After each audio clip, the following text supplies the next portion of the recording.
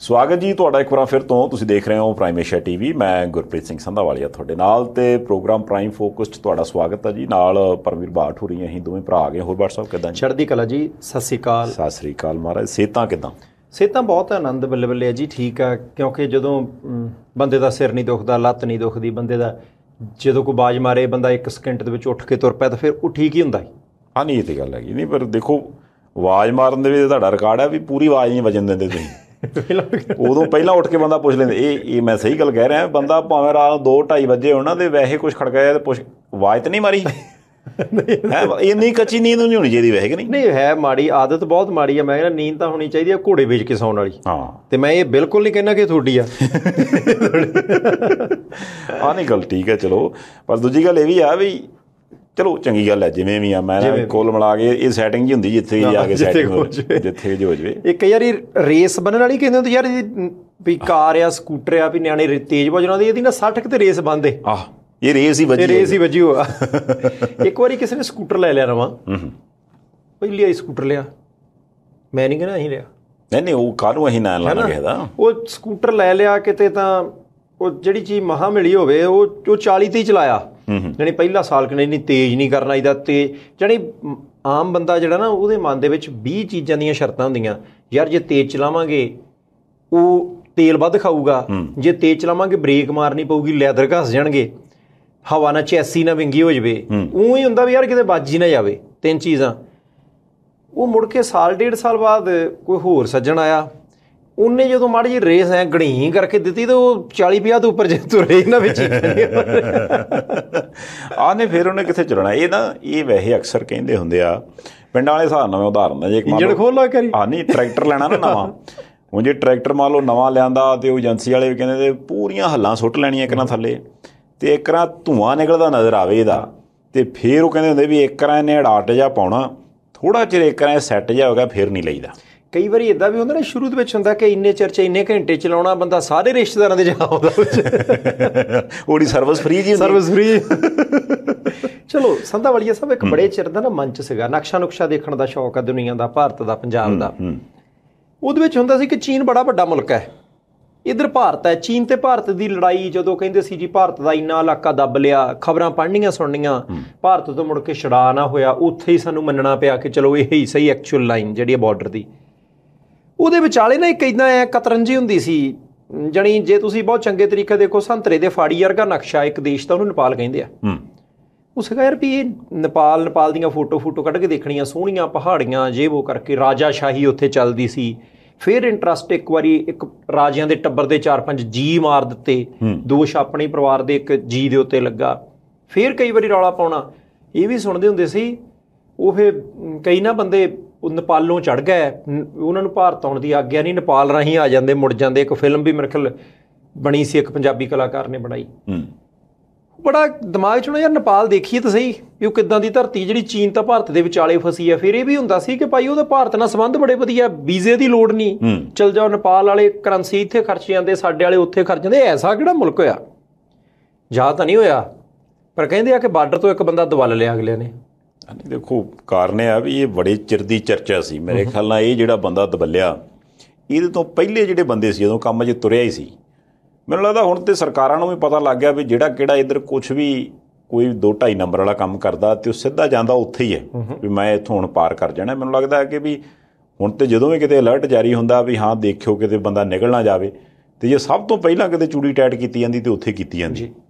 ਹੋ ਸਕਦਾ ਇਹੋ ਹੀ ਕਾਰਨ ਹੋਵੇ ਵੀ ਇੰਨਾ ਚਿਰ ਉਹ ਬੰਦੇ ਨੂੰ ਲੱਗ ਗਿਆ ਹੋਵੇ ਵੀ ਪਹਿਲਾਂ ਉਹਨੂੰ ਜਾਂਦਾ ਹੋਵੇ, ਕਿਉਂਕਿ ਇਹ ਤਾਂ ਹੈ ਨਹੀਂ ਵੀ ਇੰਨਾ ਚਿਰ 2-3 ਮਹੀਨੇ ਹੋ ਗਏ। ਉਹ ਦੀਪਕ ਮੁੰਡੀ ਦੀ ਆਪਾਂ ਗੱਲ ਕਰ ਰਹੇ ਹਾਂ, ਸਿੱਧੂ ਮੂਸੇਵਾਲਾ ਕਤਲ ਕੇਸ ਦੇ ਵਿੱਚ।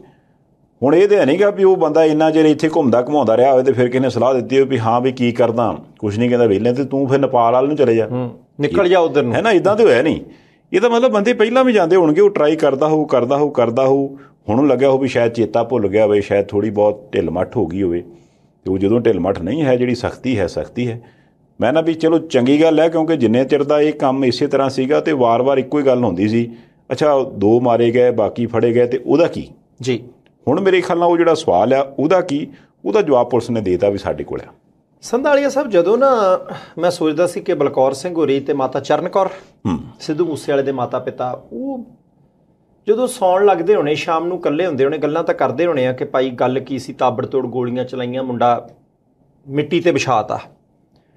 ਦੋ ਤਰ੍ਹਾਂ ਦੇ ਲੋਕ ਸੀ ਜਿਨ੍ਹਾਂ ਦੇ ਬਾਬਤ ਸਿੱਧੂ ਮੂਸੇਵਾਲੇ ਦੇ ਪਰਿਵਾਰ ਦੀ ਮੰਗ ਹੈ ਕਿ ਭਾਈ ਛੇਤੀ ਫੜੋ। ਇੱਕ ਉਹ ਜਿਨ੍ਹਾਂ ਨੇ ਸਿੱਧੇ ਤੌਰ ਤੇ ਗੋਲੀਆਂ ਚਲਾਈਆਂ, ਕਤਲ ਦੇ ਵਿੱਚ ਸ਼ਾਮਲ ਸੀ। ਦੂਸਰੇ ਉਹ ਜਿਨ੍ਹਾਂ ਦੇ ਚਿਹਰੇ ਨੰਗੇ ਨਹੀਂ ਹੋਏ ਪਰ ਸਾਜ਼ਿਸ਼ ਘਾੜੇ ਨੇ, ਜਿਨ੍ਹਾਂ ਨੇ ਪੈਸੇ ਦਿੱਤੇ, ਜਿਨ੍ਹਾਂ ਨੇ ਯੋਜਨਾ ਬਣਾਈ, ਜਿਨ੍ਹਾਂ ਨੇ ਬੰਦੇ ਹਾਇਰ ਕੀਤੇ, ਜਿਨ੍ਹਾਂ ਨੇ ਰੇਕੀ ਕਰਾਈ, ਸਾਰਾ ਕੁਝ, ਹਥਿਆਰ ਖਰੀਦੇ, ਪਚਾਏ, ਮੁੜ ਕੇ ਸਾਂਭੇ, ਫਿਰ ਬੰਦਿਆਂ ਨੂੰ ਭਜਾਇਆ। ਉਹਨਾਂ ਨੂੰ ਚਿੱਟੇ ਕੱਪੜਿਆਂ ਵਾਲੇ ਕਹਿੰਦੇ ਆ ਕਿ ਚਿੱਟੇ ਕੱਪੜਿਆਂ ਵਾਲੇ ਨੇ। ਫਿਰ ਉਹਨਾਂ ਨੇ ਕਬੱਡੀ ਤੇ ਫਿਲਮ ਇੰਡਸਟਰੀ ਦਾ ਜ਼ਿਕਰ ਕੀਤਾ ਸੀ। ਇਹ ਵੀ ਕਿਹਾ ਸੀ ਕਿ ਭਾਈ ਉਹਨਾਂ ਬੰਦਿਆਂ ਨੂੰ ਸਾਹਮਣੇ ਲਿਆਉਣਾ ਜ਼ਰੂਰੀ ਹੈ। ਪਰ ਜਿਹੜੇ ਸਿੱਧੇ ਤੌਰ ਤੇ ਇਨਵੋਲਵ ਸੀ, ਆਪਾਂ ਸਾਰਿਆਂ ਨੂੰ ਪਤਾ ਕਿ 2 ਗੱਡੀਆਂ ਸੀ, ਇੱਕ 'ਚ 3 ਬੈਠੇ, ਦੂਜੇ 4 ਬੈਠੇ, ਜੋ ਵੀ ਹੈ। 2 ਮਾਰੇ ਗਏ, 3-4 ਫੜੇ ਗਏ। ਇੱਕੋ ਹੀ ਬੰਦਾ ਸੀ ਇਹ ਦੀਪਕ ਮੁੰਡੀ, ਜਿਹੜਾ ਕਿ ਸਿੱਧੂ ਮੂਸੇਵਾਲੇ ਦੇ ਕਤਲ ਵੇਲੇ ਜਦੋਂ ਗੋਲੀਆਂ ਚਲਾਈਆਂ ਨਾਲ ਮੌਜੂਦ ਸੀ। ਉਹਦੇ ਤੋਂ ਬਾਅਦ ਜਦੋਂ ਇੱਕ ਕਾਰ ਦੀ ਵੀਡੀਓ ਆਈ ਸੀ, ਤੁਹਾਨੂੰ ਯਾਦ ਹੋਣਾ, ਉਹਦੇ ਵਿੱਚ ਹਥਿਆਰ ਹਥਿਊਰ ਰੱਖਿਆ ਤੇ ਜਸ਼ਨ ਮਨਾਉਂਦੇ ਜਾਂਦੇ ਕਿ ਬੰਦਾ ਹੀ ਰਾੜ ਦਿੱਤਾ ਹੀ, ਉਹਦੇ ਵਿੱਚ ਵੀ ਸ਼ਾਮਲ ਸੀ। ਫਿਰ ਜਦੋਂ ਗੁਜਰਾਤ ਦੀ ਇੱਕ ਬੰਦਰਗਾਹ ਦੇ ਨੇੜੇ ਉਹਨਾਂ ਦੀਆਂ ਫੋਟੋ ਸੀਗੀਆਂ, ਇੱਕ ਹੋਰ ਬੰਦਾ ਜਿਹੜਾ ਫੜਿਆ ਗਿਆ ਸੀ ਉਹਦੇ ਮੋਬਾਈਲ 'ਚੋਂ ਨਿਕਲੀਆਂ, ਉੱਥੇ ਵੀ ਸ਼ਾਮਲ ਸੀ। ਫੜਿਆ ਨਹੀਂ ਸੀ ਗਿਆ। ਸਾਰੇ ਕਹਿੰਦੇ ਸੀ ਕਿ ਇਹਦਾ ਕੀ ਬਣੂਗਾ ਜੇ ਉਹੀ ਭੱਜਾ ਰਿਹਾ।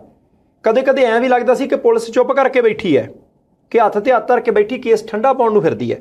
ਪਰ ਹੁਣ ਤੁਸੀਂ ਦੇਖੋ ਕਿ ਪੰਜਾਬ ਕਿੱਥੇ ਹੈ।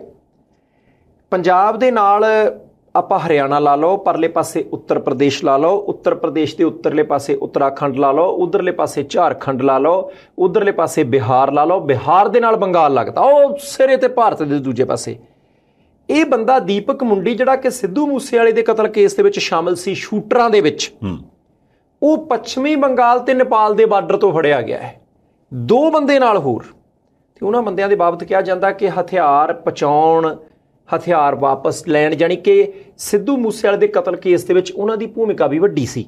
ਹੁਣ ਤਿੰਨੋਂ ਫੜ ਲਏ ਉਸੇ ਵੇਲੇ, ਦਿੱਲੀੋਂ ਚੰਡੀਗੜ੍ਹ, ਜਾਣੀ ਕਿ ਹੁਣ ਪੰਜਾਬ ਪੁਲਿਸ ਦੇ ਉਹ ਕੋਲ ਨੇ, ਜਾਂਚ ਪੜਤਾਲ ਹੋਊ। ਹੁਣ ਪਤਾ ਲਾਉਣ ਵਾਲੀ ਗੱਲ ਜਿਹੜੀ ਹੈ, ਤੁਸੀਂ ਇਹ ਦੇਖੋ ਕਿ ਜੇ ਪੰਜਾਬ ਪੁਲਿਸ, ਉਹਨਾਂ ਨੇ ਕਿਹਾ, ਫਿਰ ਇੱਕ ਗੱਲ ਜਿਹੜੀ ਸਿੱਧੂ ਮੂਸੇਵਾਲੇ ਦੇ ਕਤਲ ਕੇਸ ਤੋਂ ਬਾਅਦ ਜਿਹੜੀ ਕੁਝ ਠੀਕ ਹੋਈ ਹੈ ਕਿ ਸਿਹਰਾ ਨਹੀਂ ਬੰਨ੍ਹਦੇ ਆਪਣੇ ਸਿਰ ਸਾਰੇ। ਹੁਣ ਪੰਜਾਬ ਪੁਲਿਸ ਨੇ ਜਿੰਨੇ ਬੰਦੇ ਫੜੇ ਆ ਜਾਂ ਐਨਕਾਊਂਟਰ ਹੋਏ, ਉਹ ਕਹਿੰਦੇ ਜੀ ਕੇਂਦਰੀ ਏਜੰਸੀਆਂ ਨੇ ਸਾਥ ਦਿੱਤਾ ਹੈ, ਵੱਖ-ਵੱਖ ਸੂਬਿਆਂ ਦੀ ਪੁਲਿਸ ਨੇ ਸਾਥ ਦਿੱਤਾ, ਵਧੀਆ ਹੈ। ਨਸ਼ਾ ਤਸਕਰ ਵੀ ਜਦੋਂ ਇੱਕ ਸੂਬੇ ਦੇ ਵਿੱਚ ਕੋਈ ਵਾਰਦਾਤ ਕਰਕੇ ਨਸ਼ਾ ਜਿਹੜਾ ਉਹ ਵੇਚ ਕੇ ਭੱਜਦੇ ਆ, ਦੂਜੇ ਸੂਬੇ ਜਾ ਵੜਦੇ। ਉਹਨਾਂ ਨੂੰ ਪਤਾ ਕਿ ਇਹਨਾਂ ਦੀ ਆਪਸ ਵਿੱਚ ਟਿਊਨਿੰਗ ਨਹੀਂ, ਪਰ ਐਤਕੀ ਟਿਊਨਿੰਗ ਬਣੀ ਹੈ। 2 ਬੰਦੇ ਆਪਾਂ ਨੂੰ ਪਤਾ ਕਿ ਵਿਦੇਸ਼ ਦੇ ਵਿੱਚ ਹਿਰਾਸਤ 'ਚ ਲਏ ਆ, ਜਿਹੜੇ ਪਹਿਲਾਂ ਜਾਲੀ ਪਾਸਪੋਰਟ ਬਣਾ ਕੇ ਗਏ ਸੀ, ਉਹ ਵੀ ਭਾਰਤ ਵਾਪਸ ਲਿਆਉਣੇ ਆ। ਉਹ ਵੀ ਇਕੱਲੀ ਪੰਜਾਬ ਪੁਲਿਸ ਨੇ ਥੋੜ੍ਹੀ ਲੈ ਆਉਣੇ ਆ, ਕੇਂਦਰ ਸਰਕਾਰ ਦੀ ਸਹਿਮਤੀ ਤੋਂ ਬਿਨਾਂ ਆ ਹੀ ਨਹੀਂ ਸਕਦੇ, ਪ੍ਰੋਸੈਸ ਉਹ ਵੀ ਚੱਲਦਾ ਹੈ। ਹੁਣ ਸੰਧਾਲੀਆ ਸਾਹਿਬ, ਜਿਹੜੀ ਸਭ ਤੋਂ ਵੱਡੀ ਗੱਲ ਹੈ ਕਿ ਦੀਪਕ ਮੁੰਡੀ, ਕੋਈ ਬੰਦਾ ਕਹੂਗਾ ਯਾਰ ਸਿੱਧੂ ਮੂਸੇਵਾਲਾ ਥੋੜ੍ਹੀ ਮੁੜੇ ਆਉਣਾ, ਨਹੀਂ ਮੁੜੇ ਆਉਣਾ, ਕੋਈ ਦੋ ਰਾਏ ਨਹੀਂ। ਪਰ ਭਲਕ ਨੂੰ ਕੋਈ ਹੋਰ ਲਾਸ਼ ਵਾਂਗੂ ਨਾ ਵਿਸਚੈ। ਦੀਪਕ ਮੁੰਡੀ ਪੰਜਾਬ ਤੋਂ ਕਿੱਦਾਂ ਭੱਜਾ, ਉਹ ਗੁਜਰਾਤ ਕਿੱਦਾਂ ਪੁੱਜਾ, ਜੇ ਬਾਕੀ ਗੁਜਰਾਤ ਤੋਂ ਅੱਡ ਹੋ ਗਿਆ ਸੀ ਤੇ ਉਹ ਪੱਛਮੀ ਬੰਗਾਲ ਕਿੱਦਾਂ ਪੁੱਜਾ। ਇੰਨੇ ਮਹੀਨੇ ਹੋ ਗਏ, ਮਈ ਦੀ ਗੱਲ ਹੈ, ਜੂਨ, ਜੁਲਾਈ, ਅਗਸਤ, ਸਤੰਬਰ, ਚੌਥਾ ਮਹੀਨਾ ਚੱਲ ਪਿਆ। 4 ਮਹੀਨਿਆਂ ਦੇ ਵਿੱਚ ਉਹਨੇ ਰੋਟੀ ਵੀ ਖਾਧੀ, ਉਹਨੇ ਸਫ਼ਰ ਵੀ ਕੀਤਾ, ਉਹਨੇ ਟੈਲੀਫੋਨ ਵੀ ਕੀਤੇ, ਉਹ ਨੇਪਾਲ ਭੱਜਣ ਨੂੰ ਕਾਹਲਾ ਸੀ। ਕੀ ਗੋਲਡੀ ਬਰਾੜ ਜਾਂ ਕੋਈ ਹੋਰ ਬੰਦਾ ਉਹਦੇ ਸੰਪਰਕ 'ਚ ਸੀ? ਉਹਨੂੰ ਪੈਸੇ ਕੌਣ ਭੇਜਦਾ ਸੀ? ਉਹਦਾ ਲੰਗਰ ਪਾਣੀ ਦਾ ਪ੍ਰਬੰਧ, ਉਹਦੇ ਸਫ਼ਰ ਦਾ ਪ੍ਰਬੰਧ, ਉਹਦੀ ਠਾਹਰ ਦਾ ਪ੍ਰਬੰਧ, ਸਭ ਤੋਂ ਵੱਡੀ ਗੱਲ ਕੌਣ ਕਰਦਾ ਸੀ? ਨੇਪਾਲ ਦੇ ਬਾਰਡਰ ਤੱਕ ਜੇ ਇਹਨਾਂ ਬੰਦਿਆਂ ਦੀਆਂ ਤਾਰਾਂ ਜੁੜੀਆਂ, ਨੇਪਾਲ ਦੇ ਅੰਦਰ ਤੱਕ ਜਿਹਨਾਂ ਦੀਆਂ ਤਾਰਾਂ ਜੁੜੀਆਂ, ਕਿਉਂਕਿ ਜਿੱਥੇ ਕਿਤੇ ਰਹਿੰਦੇ ਹੋਣਗੇ ਕੋਈ ਆਇਡੈਂਟੀ ਦਿੰਦੇ ਹੋਣਗੇ ਆਪਣੀ, ਕੀ ਜਾਲੀ ਆਇਡੈਂਟੀ ਬਣਾਈ ਗਈ ਸੀ। ਉਹ ਸਾਰੇ ਬੰਦੇ ਮੈਨੂੰ ਲੱਗਦਾ ਕਾਬੂ ਕਰਨੇ ਬਹੁਤ ਜ਼ਰੂਰੀ ਨੇ ਜੇ ਭਵਿੱਖ ਦੇ ਵਿੱਚ ਕਤਲੋਗਾਰਤ ਰੋਕਣੀ ਆ ਤਾਂ। ਇਹ ਤਾਂ ਗੱਲ ਹੈਗੀ ਆ। ਤੁਸੀਂ ਦੇਖੋ, ਜਦੋਂ ਇਹ ਗ੍ਰਿਫਤਾਰੀ ਹੁੰਦੀ ਆ, ਉਹਦੇ ਤੋਂ ਬਾਅਦ ਸਿੱਧੂ ਮੂਸੇਵਾਲਾ ਦੇ ਪਿਤਾ ਜੀ ਜਿਹੜੇ ਸਰਦਾਰ ਬਲਕੌਰ ਸਿੰਘ ਹੋਰੀ, ਉਹ ਗੱਲ ਕਰਦੇ ਨੇ ਮੀਡੀਆ ਦੇ ਨਾਲ, ਤੇ ਉਹ ਕਹਿੰਦੇ ਆ ਵੀ ਦੇਖੋ, ਇਹ ਜੋ ਕੁਛ ਵੀ ਹੋ ਰਿਹਾ, ਵੀ ਜੇ ਮੈਂ ਪੁਲਿਸ ਦੀ ਕਾਰਵਾਈ ਦੀ ਗੱਲ ਕਰਾਂ ਤੇ ਉਹਦੇ ਤੋਂ ਤੇ ਸੰਤੁਸ਼ਟੀ ਹੈ, ਵੀ ਕਿਉਂਕਿ ਉਹਨਾਂ ਨੇ ਕੰਮ ਕੀਤਾ, ਉਹ ਚਾਹੇ ਪੁਲਿਸ ਪੰਜਾਬ ਦੀ ਆ, ਚਾਹੇ ਬਾਕੀ ਸੂਬਿਆਂ ਦੀ, ਚਾਹੇ ਕੇਂਦਰੀ ਏਜੰਸੀਆਂ। ਫਿਰ ਉਹਨਾਂ ਦਾ ਅਗਲਾ ਸਵਾਲ ਇਹ, ਉਹ ਕਹਿੰਦੇ ਵੀ ਕਾਰਨ ਆ ਵੀ ਇਹ ਜਿੱਦਾਂ ਕੰਮ ਹੁਣ ਤੁਸੀਂ ਦੇਖੋ, ਗ੍ਰਿਫਤਾਰੀਆਂ 'ਚ 2-3 ਮਹੀਨੇ ਲੰਘ ਗਏ, ਹੁਣ ਉਸ ਤੋਂ ਬਾਅਦ ਮੰਨ ਲਓ ਵੀ ਉਹ ਸਾਰੀ ਚਾਰਜ ਸ਼ੀਟ ਹੋਊਗੀ, ਫਿਰ ਕੰਮ ਅਦਾਲਤ ਜਾਊਗਾ, ਫਿਰ ਇੱਕ ਅਦਾਲਤ, ਫਿਰ ਦੂਜੀ, ਫਿਰ ਤੀਜੀ, ਫਿਰ ਉੱਪਰ ਤੱਕ ਜਾਂਦਾ। ਉਹ ਕਹਿੰਦੇ ਜਿਹੜਾ ਇੰਨਾ ਲੰਮਾ ਸਮਾਂ ਲੱਗ ਜਾਂਦਾ ਨਾ, ਉਹ ਜਿਹੜੀ ਦੇਰੀ ਆ ਉਹ ਬੜੀ ਨੁਕਸਾਨਦਾਇਕ ਹੈ ਆਪਣੇ ਵੱਲੋਂ। ਤੇ ਉਹ ਕਹਿੰਦੇ ਵੀ ਇਹਨਾਂ ਚੀਜ਼ ਹੁਣ ਹੱਥ ਵਾਸਤੇ ਹੈ ਨਹੀਂ, ਕਿਉਂਕਿ ਅਦਾਲਤਾਂ ਨੇ ਜੋ ਕਾਨੂੰਨ ਬਣਿਆ ਉਹਦੇ ਹਿਸਾਬ ਨਾਲ ਕਾਰਵਾਈ ਕਰਨੀ। ਵਕੀਲਾਂ ਦੀ ਕਾਰਵਾਈ ਲਾ ਲਓ, ਜਾਂ ਜੋ ਗਵਾਹਾਂ ਦੀ ਗੱਲ ਕਰ ਲਓ, ਜਾਂ ਪੁਲਿਸ ਨੇ ਜੋ ਚਾਰਜ ਸ਼ੀਟ ਕਰਨਾ। ਉਹਨਾਂ ਦਾ ਸਵਾਲ ਇਹ ਸੀਗਾ, ਉਹ ਕਹਿੰਦੇ ਵੀ ਦੇਖੋ, ਇੱਕ ਹੁੰਦਾ ਮਾਤੜ ਬੰਦਾ, ਉਹਦੇ 'ਤੇ ਇੱਕ ਕੇਸ ਆ, ਉਹਦਾ ਇੱਕ ਕੇਸ ਚੱਲਦਾ ਰਹਿੰਦਾ, ਤਰੀਕਾਂ ਪੈਂਦੀਆਂ ਰਹਿੰਦੀਆਂ। ਪਰ ਜਿਹੜੇ ਇਹੋ ਜਿਹੇ ਬੰਦੇ ਨੇ ਉਹਨਾਂ ਤੇ ਕਹਿੰਦੇ ਵੀ ਕਈਆਂ ਤੇ ਤਾਂ ਕਹਿੰਦੇ ਸੈਂਕੜੇ ਕੇਸ ਵੀ ਹੈਗੇ। ਹੁਣ ਇਹਨੇ ਕੇਸ ਨੇ ਉਹਦੇ, ਤਰੀਕਾਂ ਭਾਵੇਂ ਰੋਜ਼ ਪਈ ਜਾਣ, ਪਰ ਤਰੀਕਾਂ ਪਈ ਜਾਂਦੀਆਂ ਨੇ, ਉਹ ਬੰਦੇ ਉੱਥੇ ਨੇ, ਉਹਦਾ ਫੈਸਲਾ ਕੋਈ ਹੁੰਦਾ ਨਹੀਂ। ਉਹ ਵੀ ਇੱਕ ਕਾਰਨ ਆ ਵੀ ਜਦੋਂ ਕਿਸੇ ਨੂੰ ਵੀ ਉਹ ਗਾਂਹ ਅਗਲਾ ਬੰਦਾ ਕੋਈ ਉੱਥੇ ਜੁੜਦਾ, ਉਹਨੂੰ ਅਗਲਾ ਕਹਿੰਦਾ ਲੈ ਫਿਰ ਕੀ ਹੋ ਗਿਆ, ਮੇਰੇ ਤੇ ਇੰਨੇ ਕੇਸ ਹੈ, ਮੈਂ ਵੀ ਤੇ ਤੁਰਿਆ ਹੀ ਫਿਰਦਾ। ਆਹ ਜਿਹੜੀ ਚੀਜ਼ ਆ, ਉਹ ਕਹਿੰਦੇ ਵੀ ਜਿਹੜੇ ਨਵੇਂ ਐਂਟਰ ਹੋਣ ਵਾਲੇ ਬੰਦੇ ਨੇ ਉਹਨਾਂ ਨੂੰ ਉਕਸਾਉਂਦੀ ਆ, ਜਾਂ ਉਹਨਾਂ ਨੂੰ ਕਹਿੰਦੀ ਵੀ ਵਾਕਈ ਗੱਲ ਤੇ ਕੁਛ ਵੀ ਨਹੀਂ ਗੀ, ਵੀ VIP ਟਰੀਟਮੈਂਟ ਆ, ਉਹ ਬੁਲਟ ਪ੍ਰੂਫ ਗੱਡੀਆਂ ਨੇ, ਅੰਦਰ ਤੁਸੀਂ ਬੈਠੇ ਆ, ਉਦੋਂ ਬਾਅਦ ਨਹੀਂ ਤੇ ਅੰਦਰੋਂ ਜਦੋਂ ਮਰਜ਼ੀ ਬਾਹਰ ਨਿਕਲ ਜਾਵਾਂਗੇ, ਜਾਂ ਅੰਦਰ ਰਹਿ ਵੀ ਗਏ ਤੇ ਤਾਂ ਵੀ ਫੋਨ ਵੀ ਉੱਥੇ ਆ, ਸਾਰੀਆਂ ਸਹੂਲਤਾਂ ਵੀ ਨੇ, ਕੰਮ ਜਿੱਥੋਂ ਮਰਜ਼ੀ ਆਪਾਂ ਚਲਾਈ ਜਾਈਏ, ਸਗੋਂ ਆਪਾਂ ਸੇਫ ਆ। ਇਹ ਕਹਿੰਦੇ ਜਿਹੜਾ ਢਾਂਚਾ, ਇਹਦੇ ਤੇ ਜ਼ਰੂਰ ਕੋਈ ਨਾ ਕੋਈ ਅਮੈਂਡਮੈਂਟ ਕਰਨ ਦੀ ਲੋੜ ਆ, ਤਾਂ ਜੋ ਇਸ ਸਿਸਟਮ ਨੂੰ ਜਾਂ ਤਾਂ ਫਾਸਟ ਟਰੈਕ ਕੀਤਾ ਜਾਵੇ, ਜਾਂ ਫਿਰ ਜਦੋਂ ਇੱਕ ਵਾਰ ਬੰਦਾ ਇਸ ਪਾਸੇ ਆ ਜਾਂਦਾ ਤੇ ਉਸ ਤੋਂ ਬਾਅਦ ਮਿਸਾਲੀ ਸਜ਼ਾ ਹੋਵੇ ਕਿ ਜਿਹੜਾ ਬੰਦਾ ਬਾਅਦ 'ਚ ਉਸ ਲਾਈਨ 'ਤੇ ਲੱਗਾ ਤੇ ਉਹਨੂੰ ਲੱਗੇ ਵੀ ਨਹੀਂ ਯਾਰ ਇਹ ਰਾਹ ਠੀਕ ਨਹੀਂ। ਨਹੀਂ, ਇਹ ਜ਼ਰੂਰੀ ਹੈ। ਸੰਧਾਵਾਲੀਆ ਸਾਹਿਬ, ਇੱਕ ਨਾ ਜਦੋਂ ਕੱਲ ਗੁਰਲਾਲ ਭਲਵਾਨ ਦੀ ਚਰਚਾ ਚੱਲਦੀ ਸੀ ਕਿ ਉਹਦੇ ਕਤਲ ਕੇਸ ਦੇ ਵਿੱਚ, ਕਿਉਂਕਿ ਕਤਲ ਕੇਸ ਇਸੇ ਧਿਰ ਨਾਲ ਜੁੜਦਾ ਹੈ, ਜਿਨ੍ਹਾਂ ਨੇ ਆਹ ਕਤਲ ਕਰਨ ਦਾ ਜ਼ਿੰਮਾ ਲਿਆ, ਕਿ ਗਵਾਹਾਂ ਨੂੰ ਧਮਕੀਆਂ ਦਿੰਦੇ ਆ ਕਿ ਵੜ ਕੇ ਦੇਖਿਓ ਅਦਾਲਤ 'ਚ ਤੁਹਾਡੀਆਂ ਲੱਤਾਂ ਵੱਢਾਂਗੇ, ਧਮਕੀਆਂ ਆਉਂਦੀਆਂ ਵਿਦੇਸ਼ਾਂ 'ਚੋਂ। ਹੁਣ ਮੈਨੂੰ ਲੱਗਦਾ ਕਿ ਇੱਕ ਚਾਂਸ ਹੈ, ਰੌਲਾ ਇਹ ਨਹੀਂ ਹੈ, ਇਹ ਨਾ ਤਾਂ ਗੁਰਲਾਲ ਭਲਵਾਨ ਤੱਕ ਮਸਲਾ ਸੀਮਤ ਹੈ, ਨਾ ਵਿੱਕੀ ਮਿੱਡੂ ਖੇੜੇ ਤੱਕ ਸੀਮਤ ਹੈ, ਨਾ ਸਿੱਧੂ ਮੂਸੇਵਾਲੇ ਤੱਕ। ਇਹਦਾ ਮਤਲਬ ਕੀ ਹੈ ਕਿ ਉਹ ਲੋਕ ਹੈਗੇ ਆ ਜਿਨ੍ਹਾਂ ਨੂੰ ਲੱਗਦਾ ਕਿ ਅਸੀਂ ਪੰਜਾਬ ਦੇ ਵਿੱਚ, ਭਾਰਤ ਦੇ ਵਿੱਚ ਜਿੱਥੇ ਮਰਜ਼ੀ ਜਿੱਦਾਂ ਦਾ ਮਰਜ਼ੀ ਕਾਰਾ ਕਰ ਸਕਦੇ ਹਾਂ, ਸਾਡੇ ਕੋਲੇ ਬੰਦੇ ਵੀ ਆ, ਸਾਡੇ ਕੋਲੇ ਹਥਿਆਰ ਵੀ ਹੈ, ਸਾਨੂੰ ਪ੍ਰਸ਼ਾਸਨ ਦੀਆਂ ਕਮਜ਼ੋਰੀਆਂ ਵੀ ਪਤਾ ਹੈ, ਸਾਡੇ ਹੱਥ ਵੱਸ ਹੈ। ਇਹੀ ਲੱਗਦਾ ਨਾ, ਯਾਨੀ ਜੇ ਆਪਾਂ ਮੋਟਾ ਜਿਹਾ ਦੇਖੀਏ ਕਿ ਉਹਨਾਂ ਦੇ ਕੰਟਰੋਲ 'ਚ ਹੈ ਕਿ ਅਸੀਂ ਜੇਲ੍ਹ 'ਚ ਮੋਬਾਈਲ ਕਿਹਨੂੰ ਭੇਜਣਾ, ਉਹਨਾਂ ਦੇ ਕੰਟਰੋਲ 'ਚ ਹੈ ਕਿ ਅਸੀਂ ਜੇਲ੍ਹ ਦੇ ਵਿੱਚੋਂ ਬਾਹਰ ਕਿਹਨੂੰ ਮੈਨੇਜ ਕਰਨਾ। ਇਹਦਾ ਮਤਲਬ ਉਹਨਾਂ ਦੇ ਕੰਟਰੋਲ 'ਚ ਹੈ ਕਿ ਅਸੀਂ AK-47 ਰਾਈਫਲ ਕਿਤੋਂ ਖਰੀਦਣੀ ਹੈ, ਕਿਸੇ ਸੂਬੇ 'ਚ ਪਹੁੰਚਾਉਣੀ ਹੈ। ਇਹਦਾ ਮਤਲਬ ਉਹਨਾਂ ਦੇ ਕੰਟਰੋਲ ਦੇ ਵਿੱਚ ਹੈ ਕਿ ਅਸੀਂ 3-4 ਗੱਡੀਆਂ ਦੇ ਵਿੱਚ ਬੰਦੇ ਮਗਰ ਲਾ ਸਕਦੇ ਹਾਂ, ਉਹਨਾਂ ਨੂੰ ਮੁੜ ਕੇ ਭਜਾ ਸਕਦੇ ਹਾਂ, ਹਥਿਆਰ ਉਹਨਾਂ ਦੇ ਲੁਕੋ ਸਕਦੇ ਹਾਂ, ਉਹਨਾਂ ਨੂੰ ਦੇਸ਼ੋਂ ਬਾਹਰ ਵੀ ਭਜਾ ਸਕਦੇ ਹਾਂ। ਵਿਦੇਸ਼ਾਂ ਤੱਕ ਤਾਰ ਜੁੜੇ, ਰੁਪਈਏ ਦੀ ਕਮੀ ਕੋਈ ਨਹੀਂ। ਹੁਣ ਉਹ ਨੈਕਸਸ ਜਿਹੜਾ ਸਾਰੇ ਦਾ ਸਾਰਾ ਇੱਕ ਗਰੋਹ ਜਿਹੜਾ, ਉਹਦਾ ਭਾਂਡਾ ਤੋੜਿਆ ਜਾ ਸਕਦਾ। ਪਰ ਇੱਕ ਧਿਰ ਨੂੰ ਅਸੀਂ ਸਲਾਹ ਦੇਣੀ ਚਾਹੁੰਦੇ ਹਾਂ ਕਿ ਭਾਈ ਤੁਹਾਡੇ ਕੋਲੇ ਸਮਾਂ ਹੈ, ਤੁਸੀਂ ਇਸ ਮੁੱਦੇ ਦੇ ਉੱਤੇ ਲਾਹਾ ਲੈ ਲਓ, ਨਾਲੇ ਪੰਜਾਬ ਬਚਾ ਲਓ। ਉਹ ਸਮਾਂ ਭਾਰਤੀ ਜਨਤਾ ਪਾਰਟੀ ਦੀ ਪੰਜਾਬ ਇਕਾਈ ਦੇ ਕੋਲ ਹੈ। ਕਿਵੇਂ? ਵਿਜੇ ਰੂਪਾਣੀ ਗੁਜਰਾਤ ਦੇ ਮੁੱਖ ਮੰਤਰੀ ਰਹੇ, ਅੱਜ ਕੱਲ੍ਹ ਭਾਜਪਾ ਦੇ ਇੰਚਾਰਜ ਲਾਤੇ ਕਿ ਭਾਈ ਤੁਸੀਂ ਪੰਜਾਬ ਸੰਭੋ। 3-4 ਕੇਂਦਰ ਸਰਕਾਰ ਦੇ ਮਿਨਿਸਟਰ ਬਾਰ-ਬਾਰ ਪੰਜਾਬ ਆਉਂਦੇ ਆ। ਇਹਦੇ ਤੋਂ ਇਲਾਵਾ ਪਿਛਲੇ ਦਿਨੀ ਹੋਰ ਵੀ ਬੜੇ ਲੀਡਰ ਪੰਜਾਬ ਆਏ ਤੇ ਸਿੱਖ ਗੁਰੂ ਸਾਹਿਬਾਨਾਂ ਦੀ ਉਸਤਤ ਬੜੀ ਕੀਤੀ ਗ੍ਰਹਿ ਮੰਤਰੀ ਸਾਹਿਬ ਨੇ।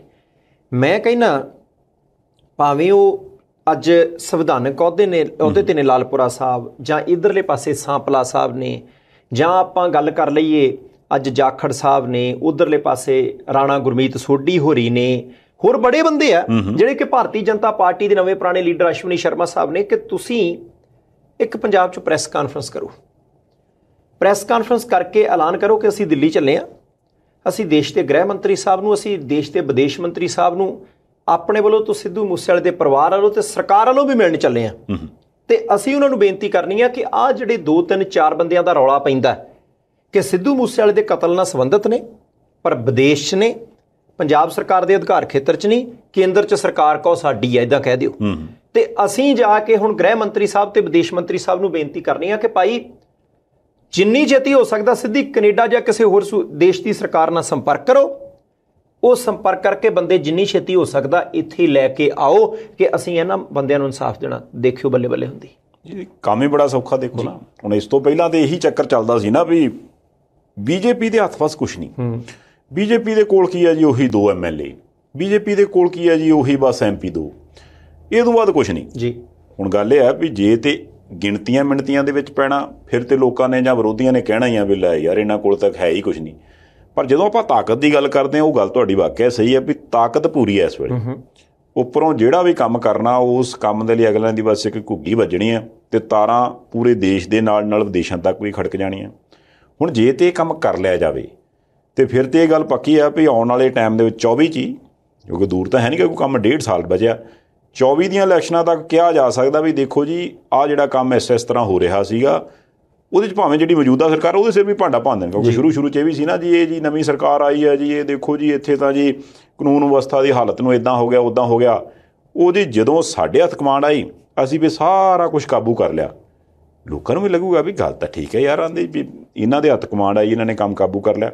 ਉਹਦੇ 'ਚ ਨੁਕਸਾਨ ਕਿਸੇ ਦਾ ਨਹੀਂ, ਨਾ ਜਿਹੜੀ ਰਾਜ ਕਰਦੀ ਧਿਰ ਉਹਨਾਂ ਦੀ ਕਿਹੜੀ ਸਰਕਾਰ ਖੁਸ਼ ਚੱਲੀ, 27 ਤੱਕ ਹੈਗੇ, 24 ਦੇ ਵਿੱਚ ਜਿਹੜੇ ਬੰਦਿਆਂ ਨੇ ਆ ਸਾਰਾ ਕੰਮ ਕਰ ਦੇਣਾ ਉਹਨਾਂ ਨੂੰ ਫਾਇਦਾ ਵੀ ਇੱਕ ਵਾਰ ਫੇਰ ਮੋਦੀ ਸਾਹਿਬ ਪ੍ਰਧਾਨ ਮੰਤਰੀ ਬਣ ਜਾਣਗੇ।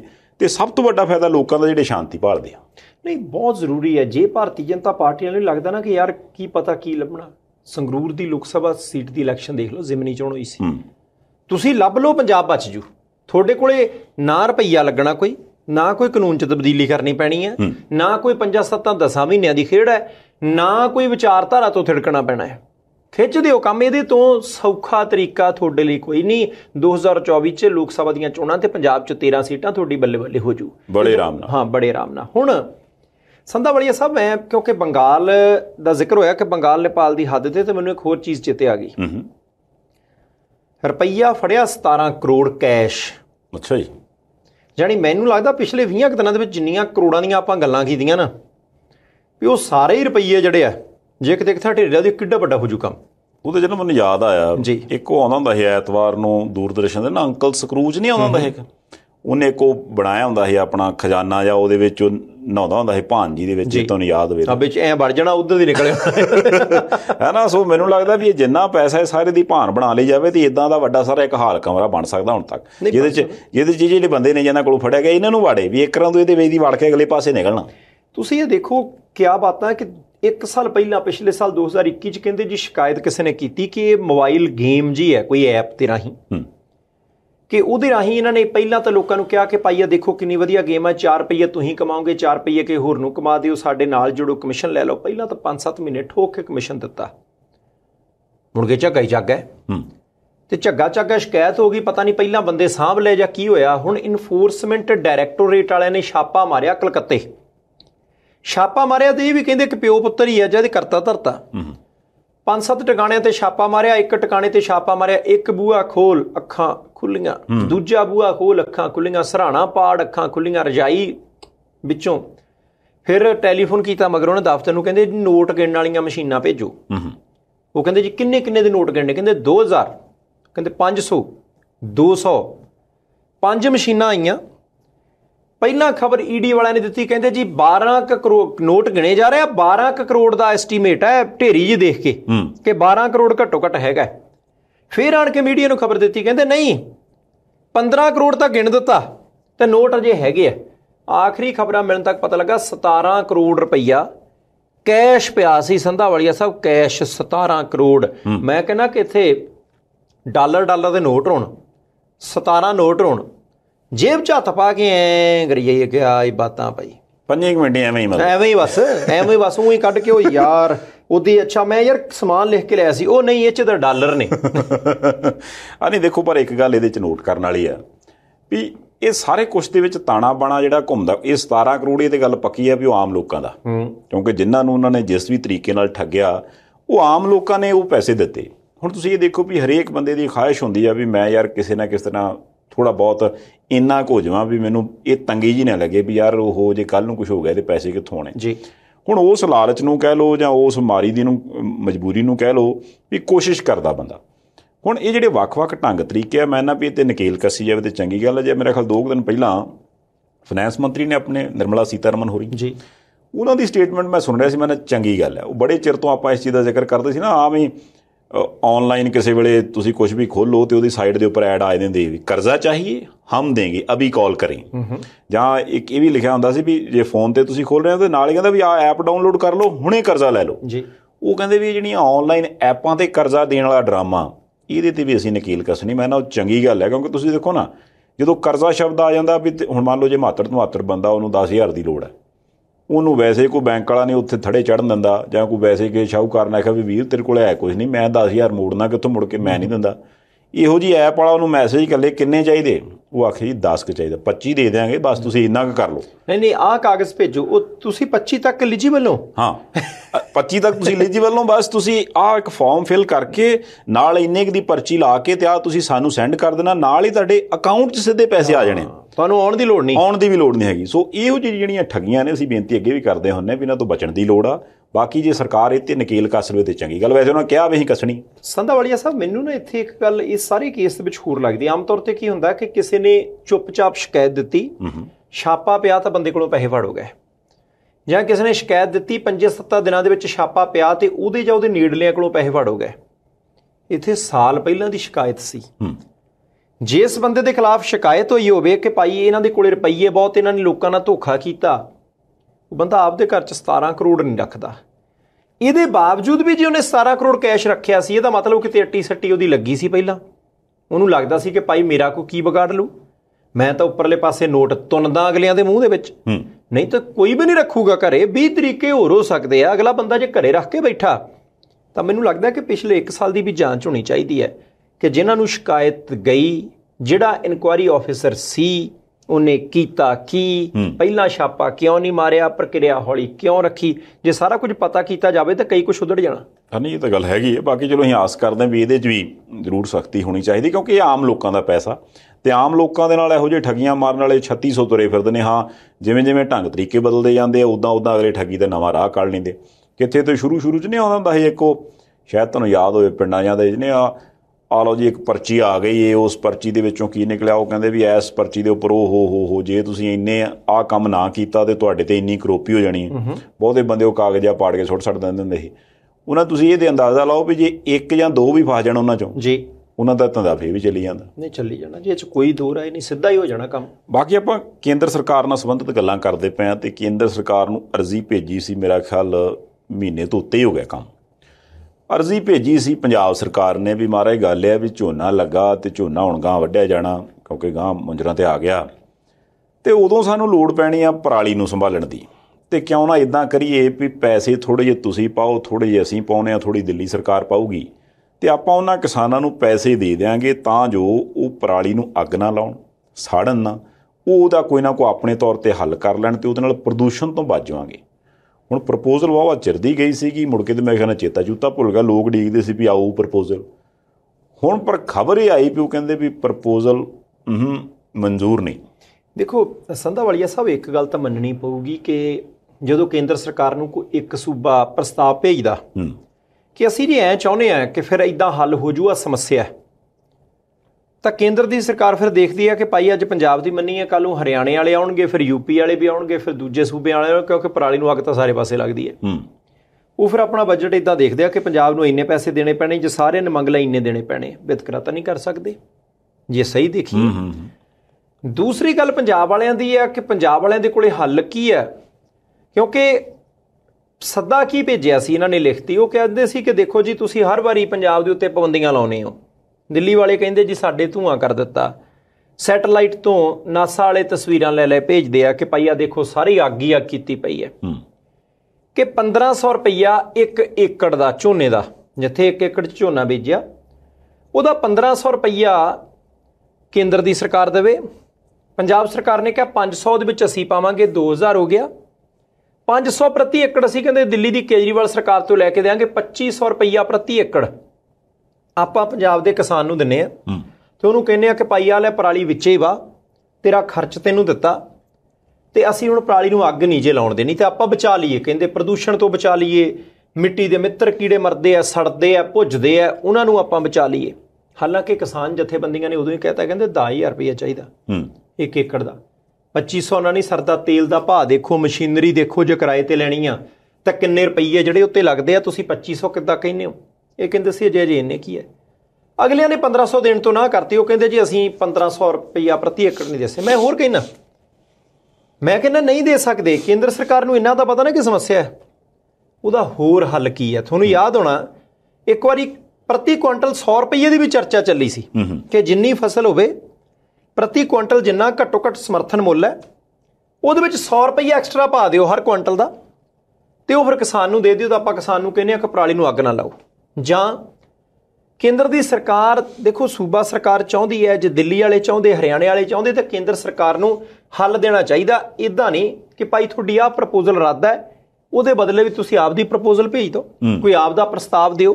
ਕਿਉਂਕਿ ਠੀਕ ਹੈ, ਮੁੱਖ ਮੰਤਰੀ ਹੋਰੀ ਖੁਦ ਲਾਈਵ ਹੋਏ, ਉਹਨਾਂ ਨੇ ਕਿਹਾ ਜੀ ਸਾਡਾ ਪ੍ਰਸਤਾਵ ਤਾਂ ਰੱਦ ਕਰ ਦਿੱਤਾ, ਅਸੀਂ ਆਪਣੇ ਤੌਰ ਤੇ ਕੋਸ਼ਿਸ਼ ਕਰਾਂਗੇ ਕਿ ਪਰਾਲੀ ਨਾ ਸੜੇ, ਅਸੀਂ ਕਿਸਾਨਾਂ ਨੂੰ ਵੀ ਸਮਝਾਵਾਂਗੇ। ਮੈਂ ਕਹਿੰਦੇ ਅਧਿਕਾਰੀਆਂ ਨੂੰ ਵੀ ਕਿਹਾ ਕਿ ਹੋਰ ਕੋਈ ਤਰੀਕਾਕਾਰ ਹੈਗਾ ਤਾਂ ਸਾਨੂੰ ਉਹ ਦੱਸੋ, ਅਸੀਂ ਲਾਗੂ ਕਰਨ ਨੂੰ ਤਿਆਰ ਹਾਂ। ਨਹੀਂ, ਇਹ ਗੱਲ ਤਾਂ ਹੈਗੀ ਆ, ਪਰ ਦੇਖੋ ਕਾਰਨ ਆ ਵੀ ਮੈਂ ਕਿ ਜ਼ਿਕਰ ਕਰ ਦਿੰਦਾ ਵੀ ਜਦੋਂ ਬੰਦੇ ਨੂੰ ਇਹ ਨਾ ਪਤਾ ਲੱਗੇ ਵੀ ਯਾਰ ਪਹਿਲਾਂ ਕੀ ਕਿਹਾ ਸੀ, ਘਰਦਿਆਂ ਦਾ ਕੀ ਪ੍ਰਬੰਧ ਸੀ, ਬਾਪੂ ਜਾਂ ਦਾਦੇ ਹੋਣਾ ਕੁਛ ਉਹੋ ਜਿਹਾ ਤਾਂ ਨਹੀਂ ਕੀਤਾ, ਫਿਰ ਬੰਦਾ ਰਾਜਨੀਤੀ ਆਏ, ਕਿਉਂਕਿ ਵਿਰੋਧੀ ਕੱਢ ਲਿਆਉਂਦੇ ਕੁਛ ਨਾ ਕੁਛ। ਹੁਣ ਤੁਸੀਂ ਦੇਖੋ ਵੀ ਇੱਧਰ ਇਹ ਗੱਲ ਚੱਲੀ ਤੇ ਉੱਧਰ ਚਰਨਜੀਤ ਬਰਾੜ ਹੋਰੀ ਅਕਾਲੀ ਦਲ ਦੇ ਸਪੋਕਸ ਪਰਸਨ ਨੇ, ਉਹ ਕਹਿੰਦੇ ਦੇਖੋ ਜੀ ਮੈਨੂੰ ਯਾਦ ਆ ਇਹਨਾਂ ਨੇ ਕੋਈ ਕੈਪਸੂਲ ਜਿਹਾ ਕੱਢਿਆ ਸੀ ਤੇ ਉਹ ਕਹਿੰਦੇ ਸੀ ਵੀ ਉਹ ਕੈਪਸੂਲ ਦੇ ਤੁਸੀਂ ਪਰਾਲੀ ਦੇ ਉੱਪਰ ਛਿੜਕਾਅ ਕਰ ਦਿਓ ਤੇ ਉਹ ਤੇ ਪਰਾਲੀ ਗੋਹਾ ਹੀ ਬਣ ਜਾਂਦੀ ਆ ਤੇ ਉਹ ਤੇ ਮਸਲਾ ਹੀ ਬੜਾ ਹੱਲ ਹੈ, ਇਹ ਤੋਂ ਸਸਤਾ ਤਰੀਕਾ ਤੇ ਸਾਡੇ ਕੋਲ ਹੈ ਕੋਈ ਨਹੀਂ। ਇਹ ਚਰਨਜੀਤ ਬਰਾੜ ਹੋਰਾਂ ਨੇ ਕਿਹਾ ਬਕਾਇਦਾ ਵੀਡੀਓ ਜਾਰੀ ਕਰਕੇ। ਕੇਜਰੀਵਾਲ ਸਾਹਿਬ ਦੀ ਵੀਡੀਓ ਸੀ ਕੈਪਸੂਲ ਬਣਾਇਆ ਹੈ, ਹਾਂ ਇਸੇ ਲਈ ਉਹ ਗੱਲ ਸੀ। ਗੱਲ ਉਹ ਕਹਿੰਦੇ ਯਾਰ ਉਹ ਜਿਹੜਾ ਤਰੀਕਾ ਸੀ ਜੇ ਉਹ ਏਡਾ ਵਧੀਆ ਤੇ ਸੌਖਾ ਤਰੀਕਾ ਸੀਗਾ ਤੇ ਫਿਰ ਹੁਣ ਉਹ ਤਰੀਕਾ ਜਿਹੜਾ ਕਿਉਂ ਨਹੀਂ ਅਪਣਾਇਆ ਜਾ ਰਿਹਾ। ਦੇਖੋ ਸਵਾਲ ਉਹਨਾਂ ਦਾ ਜਾਇਜ਼ ਹੈ ਕਿਉਂਕਿ ਗੱਲ ਸਾਰਿਆਂ ਨੂੰ ਪਤਾ ਵੀ ਉਦੋਂ ਇਹੋ ਜਿਹਾ ਕੁਛ ਤਰੀਕਾ ਬਣਾ ਲਿਆ ਗਿਆ ਸੀ। ਹੁਣ ਦੂਜੇ ਪਾਸੇ ਗੱਲ ਸੁਖਪਾਲ ਸਿੰਘ ਖਹਿਰਾ ਸਾਹਿਬ ਨੇ ਵੀ ਚੱਕੀ। ਉਹ ਕਹਿੰਦੇ ਦੇਖੋ ਗੱਲ ਇਹ ਆ ਵੀ ਮੁੱਖ ਮੰਤਰੀ ਸਾਹਿਬ ਨੇ ਉਦੋਂ ਮੂੰਗੀ ਵਜਵਾਈ ਸੀ 7275 ਰੁਪਏ ਕਹਿੰਦੇ ਸੀ ਰੇਟ ਦੇਣਾ MSP ਦਾ। ਉਹ ਕਹਿੰਦੇ ਵੀ ਜਿੰਨੇ ਕਿਸਾਨਾਂ ਨੇ ਬੀਜੀ ਆ ਤੁਸੀਂ ਆਪ ਜਾ ਕੇ ਪਤਾ ਕਰ ਲਓ, ਕਿਸੇ ਨੂੰ ਜਾ ਕੇ ਉਹ ਰੇਟ ਮਿਲਿਆ, ਬਹੁਤੇ ਨੂੰ ਮਿਲਿਆ ਨਹੀਂ। ਉਹ ਕਹਿੰਦੇ ਵੀ ਵਾਅਦਾ ਖਿਲਾਫੀ ਤਾਂ ਉਦੋਂ ਦੀ ਤੁਰੀ ਆਉਂਦੀ, ਅਜੇ ਤੱਕ ਵਿਚਾਰੇ MSP ਵਾਲੇ ਲੱਭਦੇ ਫਿਰਦੇ ਆ। ਜੇ ਕੱਲ੍ਹ ਨੂੰ ਆਪਾਂ ਇਹ ਆਖੀਏ ਵੀ ਸਰਕਾਰ ਆਖਦੇ ਵੀ ਤੁਸੀਂ ਇੱਦਾਂ ਕਰ ਲਿਓ ਆਪਾਂ ਤੁਹਾਨੂੰ ਪੈਸੇ ਦੇ ਦਿਆਂਗੇ, ਉਹਦੀ ਅਸੀਂ ਕੀ ਆਸ ਕਰ ਲਈ। ਉਹ ਕਹਿੰਦੇ ਵੀ ਪਹਿਲਾਂ ਤਾਂ ਅਸੀਂ ਉਹ ਪਹਿਲੇ ਦਿਵਾਉਣੇ ਪੈਸੇ, ਤੇ ਦੂਜਾ ਜੇ ਇਹਦਾ ਕੋਈ ਨਾ ਕੋਈ ਹੱਲ ਨਾ ਕੀਤਾ ਤੇ ਆਪਾਂ ਭਾਈ ਸਾਹਿਬ ਸੜਕਾਂ 'ਤੇ। ਹੁਣ ਵਿਰੋਧੀਆਂ ਆਪਣੀ ਤਿਆਰੀ ਕਰ ਲਈ, ਕਾਂਗਰਸ ਪਾਰਟੀ ਵੱਲੋਂ ਵੀ ਬਿਆਨ ਆ ਗਿਆ, ਅਕਾਲੀ ਦਲ ਵੱਲੋਂ ਵੀ ਆ ਗਿਆ, BJP ਵਾਲਿਆਂ ਨੇ ਅਜੇ ਕਿਉਂਕਿ ਥੋੜ੍ਹੀ ਜਿਹੀ ਢਿੱਲ ਮੱਠ ਰੱਖੀ ਹੋਣੀ ਕਿਉਂਕਿ ਉਹਨਾਂ ਵਾਲੇ ਪ੍ਰਪੋਜ਼ਲ ਰੱਦ ਹੋਇਆ ਸੀਗਾ। ਦੇਖੋ ਕਈ ਵਾਰੀ ਨਾ ਮੁੰਡਾ ਬਾਹਰ ਭੇਜਣਾ ਹੁੰਦਾ ਤੇ ਪਿੰਡ ਵਾਲੇ ਦੱਸ ਕੇ ਚੱਲਿਆ ਬਸ ਆ ਟੈਚੀ ਲੈ ਕੇ ਆਏ ਸੀ ਆ ਹੁਣ ਚੱਲੇ ਆ, ਜਾਂ ਕਾਪੀ ਲਾਈ ਆ ਪਾਸਪੋਰਟ ਨੂੰ ਕਿ ਏਜੰਟ ਨੂੰ ਪਾਸਪੋਰਟ ਦਿੱਤਾ ਉਹ ਵੀਜ਼ਾ ਲਵਾ ਕੇ ਦਊਗਾ। ਮੁੰਡਾ ਫਿਰ ਉੱਥੇ ਘੁੰਮਦਾ ਫਿਰਦਾ ਹੁੰਦਾ 3 ਕੁ ਮਹੀਨੇ ਤੇ ਉਹ ਕਿਉਂਕਿ ਚੈਪਟਰ ਕਲੋਜ਼ ਨਹੀਂ ਹੋਇਆ ਹੁੰਦਾ ਨਾ ਜੀ। ਤੇ ਪਿੰਡ ਕਾਕਾ ਫਿਰ ਇੱਥੇ ਹੀ ਆ, ਆਹੋ ਗਿਆ ਮੰਡੀ ਗਿਆ, ਆਹੋ ਕੰਮ ਤੇ ਗਿਆ, ਦੁਕਾਨ ਤੇ ਬੈਠਾ। ਤੇ ਪਿੰਡ ਵਾਲੇ ਸੁਣਨਾ ਚਾਹੁੰਦੇ ਹੁੰਦੇ ਕਿ ਉਹਦੇ ਬਾਹਰ ਜਾਣ ਦੇ ਪ੍ਰੋਗਰਾਮ ਦਾ ਕੀ ਬਣਿਆ। ਤੇ ਅਗਲਾ ਬੰਦਾ ਕਹਿੰਦਾ ਮੈਨੂੰ ਇਹ ਨਾ ਪੁੱਛੋ, ਜੋ ਮਰਜ਼ੀ ਪੁੱਛ ਲਓ ਕਿਉਂਕਿ ਏਜੰਟ ਤੋਂ ਇਹ ਪੈਸੇ ਲੈਣ ਵਾਲੇ ਹੁੰਦੇ ਆ। ਚੈਪਟਰ ਕਲੋਜ਼ ਕਰਨਾ ਬਹੁਤ ਜ਼ਰੂਰੀ ਹੈ। ਅਗਲੇ ਨੂੰ ਕਹੋ ਨਹੀਂ ਜੀ ਅਸੀਂ ਇਰਾਦਾ ਤਿਆਗਤਾ, ਨਹੀਂ ਜੀ ਗੱਲ ਨਹੀਂ ਬਣੀ, ਜਾਂ ਕੁਛ ਵੀ ਕਹਿ ਦਿਓ। ਅਸੀਂ ਬਹੁਤੀਆਂ ਗੱਲਾਂ ਜਿਹੜੀਆਂ ਖੁੱਲ੍ਹੀਆਂ ਹੀ ਰੱਖ ਛੱਡਦੇ ਹਾਂ। ਇੱਥੇ ਵੀ ਇੱਦਾਂ ਹੀ ਆ। ਆਮ ਆਦਮੀ ਪਾਰਟੀ ਨੂੰ ਚਾਹੀਦਾ, ਅਰਵਿੰਦ ਕੇਜਰੀਵਾਲ ਸਾਹਿਬ ਆਉਂਦੇ ਜਾਂਦੇ ਰਹਿੰਦੇ, ਹੁਣ ਕਦੇ ਪੰਜਾਬ ਦੇ ਇੱਧਰ ਤੇ ਕਦੇ ਉੱਧਰ, ਹੈ ਨਾ, ਹਿਮਾਚਲ 'ਚ ਵਿੱਚ, ਕਦੇ ਹਰਿਆਣੇ 'ਚ, ਕਦੇ ਰਾਜਸਥਾਨ ਦੇ ਵਿੱਚ, ਕਲੀਅਰ ਕਰ ਦੇਣ ਕਿ ਭਾਈ ਜਿਨ੍ਹਾਂ ਖੇਤਾਂ ਦੇ ਵਿੱਚ ਉਹ ਕੈਪਸੂਲ ਛੱਡਿਆ ਸੀ ਜਿਹਦੇ ਤੋਂ ਬਾਅਦ ਕਹਿੰਦੇ ਪਰਾਲੀ ਗਲ ਜਾਣੀ ਤੇ ਉਹਨੇ ਖਾਦ ਬਣ ਜਾਣਾ, ਉਹ ਪ੍ਰਕਿਰਿਆ ਠੀਕ ਰਹੀ ਕਿ ਨਹੀਂ ਰਹੀ। ਜੇ ਠੀਕ ਰਹੀ ਤਾਂ ਪੰਜਾਬ 'ਚ ਲਾਗੂ ਕਿਉਂ ਨਹੀਂ ਹੋ ਸਕਦੀ? ਮੌਸਮ ਦਾ ਫਰਕ ਹੈ, ਜਾਂ ਕੈਪਸੂਲ ਬਣਾਉਣੇ ਇੰਨੇ ਮਾਤਰਾ ਦੇ ਵਿੱਚ ਔਖੇ ਨੇ, ਜਾਂ ਉਹ ਤਜਰਬਾ ਫੇਲ ਹੋ ਗਿਆ। ਫੇਲ ਵੀ ਹੋ ਸਕਦੇ, ਬੜੇ ਵੱਡੇ ਸਾਇੰਟਿਸਟ ਨੇ ਜਿਹੜੇ ਕੋਈ ਨਾ ਕੋਈ ਐਕਸਪੈਰੀਮੈਂਟ ਕਰਦੇ ਆ, ਫੇਲ ਹੋ ਜਾਂਦੇ, ਦੁਬਾਰਾ ਲਾ ਪੈਂਦੇ ਆ, ਪਰ ਉਹ ਕਲੀਅਰ ਕਰ ਦੇਣ, ਨਹੀਂ ਤਾਂ ਅਗਲਿਆਂ ਨੇ ਗੱਲ ਛੱਡਣੀ ਨਹੀਂ। ਹਾਂਜੀ ਇਹ ਤਾਂ ਗੱਲ ਹੈਗੀ। ਬਾਕੀ ਚਲੋ ਇੰਨਾ ਵੀ ਮੁੱਖ ਮੰਤਰੀ ਸਾਹਿਬ ਨੇ ਅਜੇ ਤਾਂ ਇੰਨਾ ਹੀ ਕਿਹਾ ਸੀ। ਉਹ ਕਹਿੰਦੇ ਵੀ ਕੋਈ ਗੱਲ ਨਹੀਂ, ਜੇ ਉੱਧਰੋਂ ਪ੍ਰਪੋਜ਼ਲ ਰੱਦ ਹੋ ਗਿਆ ਸਾਡੇ ਕੋਲੇ ਹੱਲ ਹੈਗਾ, ਅਸੀਂ ਕਰ ਲਾਂਗੇ ਜੀ। ਉਹ ਕਹਿੰਦੇ ਵੀ ਛੇਤੀ ਮੈਂ ਤੁਹਾਨੂੰ ਅੱਗੇ ਕੀ ਕਰ ਸਕਦੇ ਹਾਂ ਆਪਾਂ ਉਹ ਸਾਰੇ ਕੁਛ ਬਾਰੇ ਦੱਸੂਗਾ। ਆਪਾਂ ਚਲੋ ਆਸ ਕਰਦੇ ਹਾਂ ਵੀ ਦਿਨ ਜੇ ਹੈਗੇ ਆ ਉਦੋਂ ਤਾਂ ਕੁਛ ਨਾ ਕੁਛ ਪੰਜਾਬ ਸਰਕਾਰ ਇਹਦਾ ਹੱਲ ਕਰ ਲਵੇ। ਕਿਉਂਕਿ ਗੱਲ ਇਹ ਆ ਵੀ ਜਿਹੜੀ ਚੀਜ਼ ਮੈਨੂੰ ਲੱਗਦਾ ਇਹਦਾ ਹੱਲ ਆ ਉਸ ਵਾਲੇ ਪਾਸੇ ਨਾ ਹੋਣ ਵਾਲੀ ਸਰਕਾਰ ਬੋਲਦੀ ਹੈ, ਨਾ ਕੇਂਦਰ ਸਰਕਾਰ ਬੋਲਦੀ, ਨਾ ਕੋਈ ਹੋਰ ਹੀ ਬੋਲਦਾ। ਤੇ ਉਹ ਹੱਲ ਇਹ ਆ ਵੀ ਝੋਨੇ ਤੋਂ ਖਹਿੜਾ ਛਡਾਓ। ਮੰਨ ਲਓ ਪਹਿਲਾਂ ਝੋਨਾ ਜਦੋਂ ਲੱਗਣਾ ਹੁੰਦਾ ਉਦੋਂ ਕਿੰਨੇ ਰੌਲੇ ਪੈਂਦੇ, ਪਾਣੀ ਥੱਲੇ ਚੱਲ ਗਿਆ ਜੀ, ਬੱਤੀ ਹੈ ਨਹੀਂ ਗੀ ਜੀ। ਉਸ ਤੋਂ ਬਾਅਦ ਮਹਾਰਾਜ ਜੇ ਅਸੀਂ ਉਹ ਇੱਦਾਂ ਬੀਜਦੇ ਹਾਂ ਤਾਂ ਫਿਰ ਉਹਦੇ 'ਚ ਘਾਹ ਫੂਸ ਬੜਾ ਹੋ ਜਾਂਦਾ ਜੀ। ਜੇ ਇੱਦਾਂ ਬੀਜਦੇ ਹਾਂ ਜੀ ਫਿਰ ਉਹ ਲੇਟ ਹੋ ਜਾਂਦਾ ਜੀ। ਜੇ ਇੱਦਾਂ ਬੀਜਦੇ ਹਾਂ ਜੀ ਫਿਰ ਉਦੋਂ ਬਾਅਦ ਮਹਾਰਾਜ ਸਾਨੂੰ ਝਾੜ 'ਚ ਕੁਛ ਨਹੀਂ ਲੱਭਦਾ। ਜੇ ਹੁਣ ਐਂਡ 'ਤੇ ਆ ਗਿਆ ਕੰਮ, ਉਹ ਜੀ ਉਹਦੀ ਹੁਣ ਪਰਾਲੀ ਦਾ ਕੀ ਕਰੀਏ ਜੀ। ਜੇ ਉਹ ਵਿੱਚ ਵਾਹੁੰਦੇ ਹਾਂ ਤਾਂ ਉਹ ਗਾਂਹ ਆ ਜਾ ਕੇ ਫਸਦੀ ਹੈ। ਜੇ ਅਸੀਂ ਅੱਗ ਲਾਉਂਦੇ ਫਿਰ ਤੁਸੀਂ ਕਹਿੰਦੇ ਪੋਲਿਊਸ਼ਨ ਹੁੰਦਾ। ਮੈਨੂੰ ਲੱਗਦਾ ਹੁੰਦਾ ਵੀ ਉਨੀ ਡਿਬੇਟ ਹੋਰ ਕਿਸੇ ਫਸਲ ਦੀ ਤਾਂ ਨਹੀਂ ਹੁੰਦੀ ਪੰਜਾਬ 'ਚ। ਤੇ ਜਿਹੜੀ ਫਸਲ ਦੀ ਬੀਜਣ ਵੇਲੇ ਡਿਬੇਟ ਹੁੰਦੀ ਆ, ਵੱਢਣ ਵੇਲੇ ਡਿਬੇਟ ਹੁੰਦੀ ਯਾਰ, ਉਹਦਾ ਫਾਹ ਵੱਢ ਲਓ। ਨਹੀਂ, ਫਾਹ ਵੱਢਣਾ ਹੀ ਚਾਹੀਦਾ ਜੀ। ਦੇਖੋ ਕਈ ਰੌਲੇ ਰੱਪੇ ਨੇ ਪੰਜਾਬ 'ਚ ਵੀ। ਕੁਛ ਹੋਰ ਹੁੰਦਾ, ਅਸੀਂ ਕਿੰਨੀਆਂ ਦਾਲਾਂ ਦੂਲਾਂ ਮੰਗਾਉਂਦੇ ਆ, ਦਿਓ ਪੈਸੇ ਪੰਜਾਬ ਦੇ ਕਿਸਾਨਾਂ ਨੂੰ ਕਿ ਭਾਈ ਬੀਜੋ ਦਾਲਾਂ। ਰੌਲਾ ਇਹ ਨਹੀਂ ਕਿ ਅਸੀਂ ਵਿਦੇਸ਼ੋਂ ਚੀਜ਼ ਲਿਆਉਣੀ ਬੰਦ ਕਰਨੀ ਹੈ, ਪੈਰਾਂ ਸਿਰ ਖਲੋਣੇ ਆ। ਕਿਸਾਨ ਵੀ ਖਲੋਂਦਾ ਹੈ, ਜ਼ਮੀਨ ਵੀ ਠੀਕ ਹੁੰਦੀ ਹੈ, ਪਾਣੀ ਵੀ ਬਚਦਾ ਹੈ। ਵਿਦੇਸ਼ੀ ਪੂੰਜੀ ਜਿਹੜੀ ਸਾਡੇ ਕੋਲੇ ਰੁਪਈਏ, ਡਾਲਰ ਡੂਲਰ ਪਾਉਂਡ ਪਏ, ਵਿਦੇਸ਼ਾਂ ਦੇ ਯੂਆਨ ਪਏ ਆ ਸਾਡੇ, ਉਹ ਵੀ ਬਚਦੇ ਆ। ਜਦੋਂ ਸਾਰੇ ਪਾਸੇ ਹੀ ਫਾਇਦਾ ਤਾਂ ਫਿਰ ਨੁਕਸਾਨ ਖਾਣਾ ਕਾਹਤੋਂ? ਫਿਰ ਸਿਆਣਪ ਥੋੜ੍ਹੀ ਹੈ ਨੁਕਸਾਨ ਖਾਈ ਜਾਣਾ, ਥੋੜ੍ਹਾ ਜ਼ਰੂਰੀ ਹੈ। ਹੁਣ ਉਹ ਤੇ ਹੋ ਗਿਆ ਸੀਜ਼ਨਲ ਫਰੂਟ ਜੀ, ਅਗਲੇ ਉਹ ਪਹੁੰਚਦਾ ਕਰ ਦਿੰਦੇ ਆ। ਤੇ ਦਾਲ ਤੇ ਅਗਲੇ ਨੇ ਹਰ ਤੀਜੇ ਦਿਨ ਧਰਨੀ ਹੁੰਦੀ ਹੈ। ਤੇ ਦਾਲ ਇਹ ਵੀ ਹੈ ਨਹੀਂ ਕਿ ਵੀ ਹਾਂ ਭਾਈ ਸਾਹਿਬ ਉਹ ਦਾਲ ਤਾਂ ਭਾਈ ਸਾਹਿਬ ਜਿਵੇਂ ਤੁਸੀਂ ਬਾਰਡਰ ਟੱਪਦੇ ਹੋ ਪੰਜਾਬ ਵਾਲਾ ਉਧਰ ਤੇ ਖਾਂਦੇ ਨੇ, ਉਹਨੂੰ ਪਤਾ ਹੀ ਨਹੀਂ ਦਾਲ ਕੀ ਹੁੰਦੀ ਹੈ ਨਾ। ਇਹਦਾ ਮਤਲਬ ਜਿਹੜੀ ਚੀਜ਼ ਪੂਰੇ ਮੁਲਕ ਦੇ ਵਿੱਚ ਖਾਧੀ ਜਾ ਸਕਦੀ ਆ ਤੇ ਆਪਣੀ ਜ਼ਮੀਨ ਉਹ ਪੈਦਾ ਕਰ ਸਕਦੀ ਆ, ਉਹਦੇ ਬਾਰੇ ਕਿਉਂ ਨਹੀਂ ਸੋਚਿਆ ਜਾਂਦਾ? ਜਾਂ ਆਪਣੇ ਕੋਲ ਢਾਂਚਾ ਹੈ ਨਹੀਂ, ਜੇ ਢਾਂਚਾ ਨਹੀਂ ਹੈਗਾ ਤੇ ਬਣਾਇਆ ਜਾ ਸਕਦਾ। ਕਿਉਂਕਿ ਲੋੜ ਕਾਢ ਦੀ ਮਾਂ ਆ ਤੇ ਲੋੜ ਇਸ ਵਕਤ ਸਭ ਤੋਂ ਵੱਡੀ ਹੈ ਵੀ ਪਾਣੀ ਬਚ ਜਾਵੇ, ਝੋਨੇ ਤੋਂ ਖਹਿੜਾ ਛੁੱਟ ਜਾਵੇ, ਪ੍ਰਦੂਸ਼ਣ ਤੋਂ ਬਚ ਜਾਈਏ, ਆਪਾਂ ਹੋਰ 3600 ਸਿਆਪਿਆਂ ਤੋਂ ਬਚ ਜਾਈਏ, ਕੱਲ੍ਹ ਨੂੰ ਆਪਣੀ ਆਮਦਨ ਵੀ ਵੱਧ ਜਾਵੇ। ਤੇ ਜ਼ਰੂਰ ਮੇਰੇ ਖਿਆਲ ਨਾਲ ਇਸ ਵਾਲੇ ਪਾਸੇ ਸੋਚਾਂਗੇ। ਸੰਧਾਲੀਆ ਸਾਹਿਬ ਸੋਚਦੇ ਆ, ਤੁਸੀਂ ਉਹ ਸੋਚਣਾ, ਅਸੀਂ ਥੋੜ੍ਹਾ ਸੋਚਣਾ। ਅਸੀਂ ਤਾਂ ਹੁਣ ਆਪ ਦਾ ਸੋਚਣਾ ਦਾਤੀ ਨੂੰ ਦੰਦੇ ਕਦੋਂ ਕਢਾਉਣੇ ਆ, ਗੰਡਾਸੇ ਕਦੋਂ ਚੰਡਾਉਣੇ ਆ, ਸਾਈਕਲ ਦਾ ਜਿਹੜਾ ਉਹ ਫਲਡ ਜਿਹਾ ਪਿਆ ਹੁੰਦਾ ਟਾਇਰ ਦੇ ਵਿੱਚ, ਚੱਕਾ ਵਿੰਗਾ ਹੋ ਗਿਆ ਹੁੰਦਾ, ਅਸੀਂ ਤਾਂ ਉਹਨੂੰ ਸੈੱਟ ਕਰਾਉਣਾ। 2 ਤਾਰਾਂ ਟੁੱਟੀਆਂ, ਦੂਜੀ ਤਾਰ ਨਾਲ ਲਪੇਟੀ ਹੁੰਦੀ ਹੈ, ਕਈ ਵਾਰੀ ਤਾਰ ਕੜਕ ਕਰਕੇ ਵਿੱਚ ਨਾ ਲੱਗੇ, ਉਹ ਤਾਰ ਕਦੋਂ ਪਵਾਉਣੀ ਹੈ। ਉਹ ਕਈ ਵਾਰੀ ਸਾਡਾ ਤਾਂ ਸਾਰਾ ਸਮਾਂ ਇਸੇ ਗੱਲ ਦੇ ਉੱਤੇ ਲੰਘ ਜਾਂਦਾ ਕਿ ਸਾਈਕਲ ਦੇ ਵਿੱਚ ਹਵਾ ਭਰ ਕੇ ਕਿੰਨੇ ਸਾਰੇ ਥੁੱਕ ਦੇ ਨਾਲ ਦੇਖਣਾ ਬਾਲ ਤਾਂ ਲੀਕ ਕਰਦਾ। ਪਰ ਕਈ ਵਾਰਾਂ ਤੇ ਇੰਨਾ ਥੁੱਕ ਲਾਉਂਦੇ ਵਾਲ ਖੁਦ ਨਿਕਲ ਕੇ ਕਹਿੰਦਾ ਭਾ ਕਿਉਂ ਯਾਰ ਮੈਂ ਨਹੀਂ ਲੀਕ ਕਰਦਾ। ਤੁਹਾਡਾ ਕੰਮ ਹੈ ਸੰਧਾਲੀਆ ਸਭ ਲੀਡਰਾਂ ਦਾ, ਪਰ ਤੁਸੀਂ ਕੰਮ ਹੋਰ ਕਰਦੇ ਹੋ। ਰਾਹੁਲ ਗਾਂਧੀ ਸਾਹਿਬ ਕਹਿੰਦੇ ਆ, ਕਿਉਂਕਿ ਸਭ ਤੋਂ ਪੁਰਾਣੀ ਪਾਰਟੀ ਦੇ ਲੀਡਰ ਨੇ, ਉਹ ਕਹਿੰਦੇ ਆ ਜੀ ਇਹ ਭਾਰਤ ਦੇ ਵਿੱਚ ਲੋਕਾਂ ਨੂੰ ਵੰਡ ਰਹੇ ਨੇ ਬੀਜੇਪੀ ਵਾਲੇ। ਇਹਦਾ ਮਤਲਬ ਹੈ ਕਿ ਦਾਲ ਕਿੱਥੇ ਬੀਜਣੀ ਹੈ ਕਿੱਥੇ ਨਹੀਂ ਬੀਜਣੀ, ਇੱਕ ਵਿਰੋਧੀ ਧਿਰ ਦੇ ਲੀਡਰ ਦੇ ਤੌਰ ਦੇ ਉੱਤੇ ਜੋ ਕੁਛ ਉਹਨਾਂ ਨੇ ਸੋਚਣਾ ਉਹ ਨਹੀਂ ਸੋਚ ਰਿਹਾ, ਕੁਛ ਹੋਰ ਸੋਚ ਰਿਹਾ। ਉਹ ਕੰਟੇਨਰ ਜਿਹੜੇ ਦੇ ਵਿੱਚ ਉਹਨਾਂ ਦੇ ਸੌਣ ਨੂੰ ਥਾਂ ਬਣਾਇਆ ਉੱਥੇ ਤਾਂ ਨਹੀਂ ਬੀਜਣੀ। ਰਾਜਸਥਾਨ ਦੇ ਵਿੱਚ ਦੇਸ਼ ਦੇ ਗ੍ਰਹਿ ਮੰਤਰੀ ਅਮਿਤ ਸ਼ਾਹ ਸਾਹਿਬ ਆਏ, ਉਹ ਕਹਿੰਦੇ ਗਹਿਲੋਤ ਸਰਕਾਰ ਨੂੰ ਪੱਟ ਕੇ ਸਿੱਟ ਦਿਓ, ਕੋਈ ਡਿਵੈਲਪਮੈਂਟ ਨਹੀਂ ਕੀਤੀ ਇਹਨਾਂ ਨੇ, ਕਾਂਗਰਸ ਸਰਕਾਰ ਉੱਥੇ। ਨਾਲ ਹੀ ਉਹ ਕਹਿੰਦੇ ਆ ਦੇਖੋ ਰਾਹੁਲ ਗਾਂਧੀ, ਉਹਨਾਂ ਨੇ ਫਿਰ 41,000 ਦੀ ਟੀ-ਸ਼ਰਟ ਚੱਕ ਲਈ। ਯਾਨੀ ਜਦੋਂ ਤੱਕ ਸਾਡੇ ਦੇਸ਼ ਦੀਆਂ 2 ਵੱਡੀਆਂ ਪਾਰਟੀਆਂ ਦੇ ਲੀਡਰ ਇੱਕ ਦੂਜੇ ਦੇ ਸੂਟ, ਇੱਕ ਦੂਸਰੇ ਦੀਆਂ ਟੀ-ਸ਼ਰਟਾਂ ਦੇ ਭਾਅ, ਇੱਕ ਕਹਿੰਦਾ ਜੀ ਉਹ ਦੇਸ਼ ਦੇ ਲੋਕਾਂ ਨੂੰ ਆਪਸ 'ਚ ਵੰਡ ਰਹੇ ਹੈ, ਦੂਜੇ ਕਹਿੰਦੇ ਜੀ ਇਹਨਾਂ ਨੂੰ ਗਰੀਬੀ ਦਾ ਪਤਾ ਕੋਈ ਨਹੀਂ, 40-40 41,000 ਦੀਆਂ ਤਾਂ ਟੀ-ਸ਼ਰਟਾਂ ਪਾਉਂਦੇ ਆ। ਜਦੋਂ ਤੱਕ ਸਰਕਾਰਾਂ ਉਖਾੜਨ ਦੇ ਟੀਚੇ ਰਹਿਣਗੇ ਉਨੀ ਦੇਰ ਝੋਨਾ ਨਹੀਂ ਪੁੱਟਿਆ ਜਾਣਾ, ਇਹ ਗੱਲ ਪੱਕੀ ਹੈ। ਇਹ ਦੇਖੋ ਸਰਕਾਰ ਉਖਾੜਾਂਗੇ ਤੇ ਫਿਰ ਹੀ ਸਾਡੀ ਸਰਕਾਰ ਆਊਗੀ। ਜਦੋਂ ਸਾਡੀ ਸਰਕਾਰ ਆਊਗੀ ਫਿਰ ਅਸੀਂ ਯੋਜਨਾ ਬਣਾਵਾਂਗੇ, ਫਿਰ ਉਹ 5 ਸਾਲਾ ਯੋਜਨਾ ਜਿਹੜੀ ਉਹਨੂੰ 5 ਸਾਲਾਂ 'ਚ ਲਾਗੂ ਕਰਾਂਗੇ। ਠੀਕ ਹੈ, 5 ਸਾਲਾਂ ਨੂੰ ਫਿਰ ਇਲੈਕਸ਼ਨ ਆ ਜਾਂਦੇ। ਅਸੀਂ ਸਾਡਾ ਕੀ ਕਸੂਰ, ਮੈਂ ਤਾਂ ਪਹਿਲਾਂ ਕਿਹਾ ਤੇ ਭਾਈ 25 ਸਾਲ ਰਾਜ ਕਰਨ ਦਾ ਮੌਕਾ ਮਿਲਣਾ ਚਾਹੀਦਾ ਵੀ ਇੱਕ ਵਾਰ ਇਲੈਕਸ਼ਨ ਜਿੱਤ ਲਈ, ਉਦੋਂ ਬਾਅਦ 25 ਸਾਲ ਕੋਈ ਨਾ ਕਿਸੇ ਨੇ ਵੋਟ ਮੰਗਣ ਜਾਣਾ, ਨਾ ਕਿਸੇ ਨੇ ਵੋਟ ਪਾਉਣੀ, ਫਿਰ ਦੇਖੋ ਨਜ਼ਾਰੇ। ਨਹੀਂ ਫਿਰ ਦੇਖਿਓ ਵੀ ਤੁਸੀਂ ਚੀਜ਼ ਕੀ ਆ। ਨਹੀਂ ਫਿਰ ਤਾਂ ਲੋਕਾਂ ਨੂੰ ਆਪੇ ਪਤਾ ਲੱਗਣਾ ਵੀ ਕਿਹੜੀ ਚੀਜ਼ ਨੇ। ਦੇਖੋ ਰੌਲਾ ਪਤਾ ਕੀ ਹੈ, ਜਦੋਂ ਸੰਧਾਵਾਲੀਆ ਸਾਹਿਬ ਤੁਸੀਂ ਇੱਦਾਂ ਕਰਦੇ ਹੋ ਨਾ, ਫਿਰ ਲੋਕ ਨਿਰਾਸ਼ ਹੁੰਦੇ ਆ, ਫਿਰ ਲੋਕਾਂ ਨੂੰ ਹੁੰਦਾ ਯਾਰ ਵੀ ਕੀ ਕਰਾਂਗੇ, ਜਾਣੀ ਕੱਖ ਨਹੀਂ ਜੇ ਵੱਟਿਆ। ਹੁਣ ਇੱਕ ਸੱਜਣ ਦਾ ਟੈਲੀਫੋਨ ਆਇਆ, ਇੱਕ ਦਿਨ ਪਹਿਲਾਂ ਆਇਆ, ਮੈਂ ਕਿਹਾ ਜੀ ਮੈਂ ਅੱਜ ਥੋੜ੍ਹਾ ਜਿਹਾ ਬਿਜ਼ੀ ਹਾਂ, ਤੁਸੀਂ 2 ਦਿਨ ਬਾਅਦ ਕਰ ਲਿਓ, ਮੈਂ ਅਜੇ ਹੈ ਨਹੀਂ ਵਿਨੀਪੈਗ ਗੱਲ ਗਏ ਸੀ। ਫਿਰ ਉਹਨਾਂ ਦਾ ਫੋਨ ਆਇਆ, ਉਹ ਕਹਿੰਦੇ ਜੀ ਗੱਲ ਇੱਦਾਂ ਕਿ ਸਾਡੀ ਜ਼ਮੀਨ ਦੀ ਕੁਰਕੀ ਹੋ ਗਈ ਸੀ, ਛੋਟੇ ਕਿਸਾਨ ਆ, 3-4 ਏਕੜ ਵਾਲੇ, ਫਸਲ ਨਹੀਂ ਸੀ ਚੱਜ ਨਾਲ ਹੁੰਦੀ, ਕਰਜ਼ਾ ਵੱਧ ਗਿਆ, ਸੁਸਾਇਟੀ ਨੇ ਕੀਤੀ। ਫਿਰ ਕਹਿੰਦੇ ਜੀ ਕੈਪਟਨ ਸਾਹਿਬ ਦੀ ਸਰਕਾਰ ਆ ਗਈ, ਡੈਡੀ ਦੇ ਨਾਂ ਕਹਿੰਦੇ ਜ਼ਮੀਨ ਸੀ, ਬਾਪੂ ਦੇ ਪਾਪੇ ਦੇ ਨਾਂ, ਤਾਂ ਸਰਕਾਰ ਆ ਗਈ ਤਾਂ ਸਾਡਾ ਨਾਂ ਆ ਗਿਆ, ਲਿਸਟ ਲੱਗ ਗਈ ਕਿ ਇਹਨਾਂ ਬੰਦਿਆਂ ਦੇ ਅਸੀਂ ਕਰਜ਼ੇ ਮਾਫ ਕਰਨੇ ਆ। ਕਹਿੰਦੇ ਜੀ ਸਾਨੂੰ ਆਸ ਵੱਜ ਗਈ ਕਿ ਸਾਡੀ ਜ਼ਮੀਨ ਬਚ ਜੂ। ਫਿਰ ਉਹ ਕਹਿੰਦੇ ਜੀ ਉਹਦੇ ਵਿਚਾਲੇ ਹੀ ਪਾਪੇ ਦੀ ਮੌਤ ਹੋ ਗਈ, ਪਾਪਾ ਰਿਹਾ ਨਹੀਂ ਦੁਨੀਆ ਤੇ। ਫਿਰ ਕਹਿੰਦੇ ਜੀ ਬਾਕੀਆਂ ਦਾ ਕਰਜ਼ਾ ਤਾਂ ਜਿੰਨੇ ਕੁ ਦਾ ਮਾਫ ਹੋਣਾ ਸੀ ਹੋ ਗਿਆ, ਸਾਨੂੰ ਦੂਜੀ ਸੂਚੀ ਦੇ ਵਿੱਚ ਪਾ ਦਿੱਤਾ ਕਿ ਜਿਹੜੇ ਬੰਦੇ ਦੁਨੀਆ ਤੇ ਨਹੀਂ ਰਹੇ ਕਿਉਂਕਿ ਜ਼ਮੀਨ ਉਹਨਾਂ ਦੇ ਨਾਂ। ਉਹ ਕਹਿੰਦੇ ਜੀ ਅੱਜ ਤੱਕ ਸਾਡੀ ਕੁਰਕੀ ਜਿਉਂਦੀ ਤਿਉਂ ਆ, ਸਾਡਾ ਨਾਂ ਉਸ ਲਿਸਟ ਦੇ ਵਿੱਚ ਪਾਤਾ, ਉਹਦੇ ਲਈ ਇੱਕ ਵੱਖਰੀ ਕਮੇਟੀ ਬਣਾਤੀ ਸੀ। ਪਤਾ ਨਹੀਂ ਜਦੋਂ ਕਹਿੰਦੇ ਜੀ ਅਸੀਂ SDM ਸਾਹਿਬ ਕੋਲ ਜਾਂਦੇ ਹਾਂ, ਤਹਿਸੀਲਦਾਰ ਸਾਹਿਬ ਕੋਲ ਜਾਂਦੇ ਹਾਂ, ਕਿਸੇ ਹੋਰ ਸਾਹਿਬ ਕੋਲ ਜਾਂਦੇ ਹਾਂ, ਉਹ ਕਹਿੰਦੇ ਜੀ ਤੁਹਾਡਾ ਲਿਸਟ 'ਚ ਨਾਂ ਆ, ਮਾਮਲਾ ਅਪਰੂਵ ਹੀ ਆ, ਪਰ ਜਦੋਂ ਸਾਡੀ ਸੁਸਾਇਟੀ ਨੂੰ ਪੈਸੇ ਆ ਜਾਣਗੇ ਤੁਹਾਡੀ ਜ਼ਮੀਨ ਜਿਹੜੀ ਹੈ ਤੁਹਾਡੇ ਲਈ ਫੇਰ ਜਿਹੜੀ ਹੈ ਉਹ ਫ੍ਰੀ ਹੋਊਗੀ। ਉਹ ਕਹਿੰਦੇ ਜੀ ਸਾਨੂੰ ਨਹੀਂ ਪਤਾ, ਹੁਣ ਸਮਝ ਨਹੀਂ ਆਉਂਦੀ ਕਿ ਛੋਟੇ ਕਿਸਾਨ ਆ, ਫਸਲਾਂ ਉੱਪਰੋਂ ਮਰੀ ਜਾਂਦੀਆਂ, ਪਤਾ ਕੁਛ ਨਹੀਂ ਲੱਗਦਾ ਕਿ ਕਹਾਣੀ ਕੀ ਹੁੰਦੀ ਹੈ, ਵੀ ਸਾਨੂੰ ਇਸ ਸਮੱਸਿਆ ਦੇ ਵਿੱਚੋਂ ਬਾਹਰ ਕੱਢੋ। ਹੁਣ ਉਹ 'ਚੋਂ ਬਾਹਰ ਤਾਂ ਕੱਢਾਂਗੇ ਜੇ ਟੀ-ਸ਼ਰਟਾਂ ਦੇ ਵਿੱਚੋਂ, ਐਨਕਾਂ ਦੇ ਵਿੱਚੋਂ, ਜੇ ਕੋਟ ਪੈਂਟਾਂ ਦੇ ਵਿੱਚੋਂ ਬਾਹਰ ਨਿਕਲਾਂਗੇ।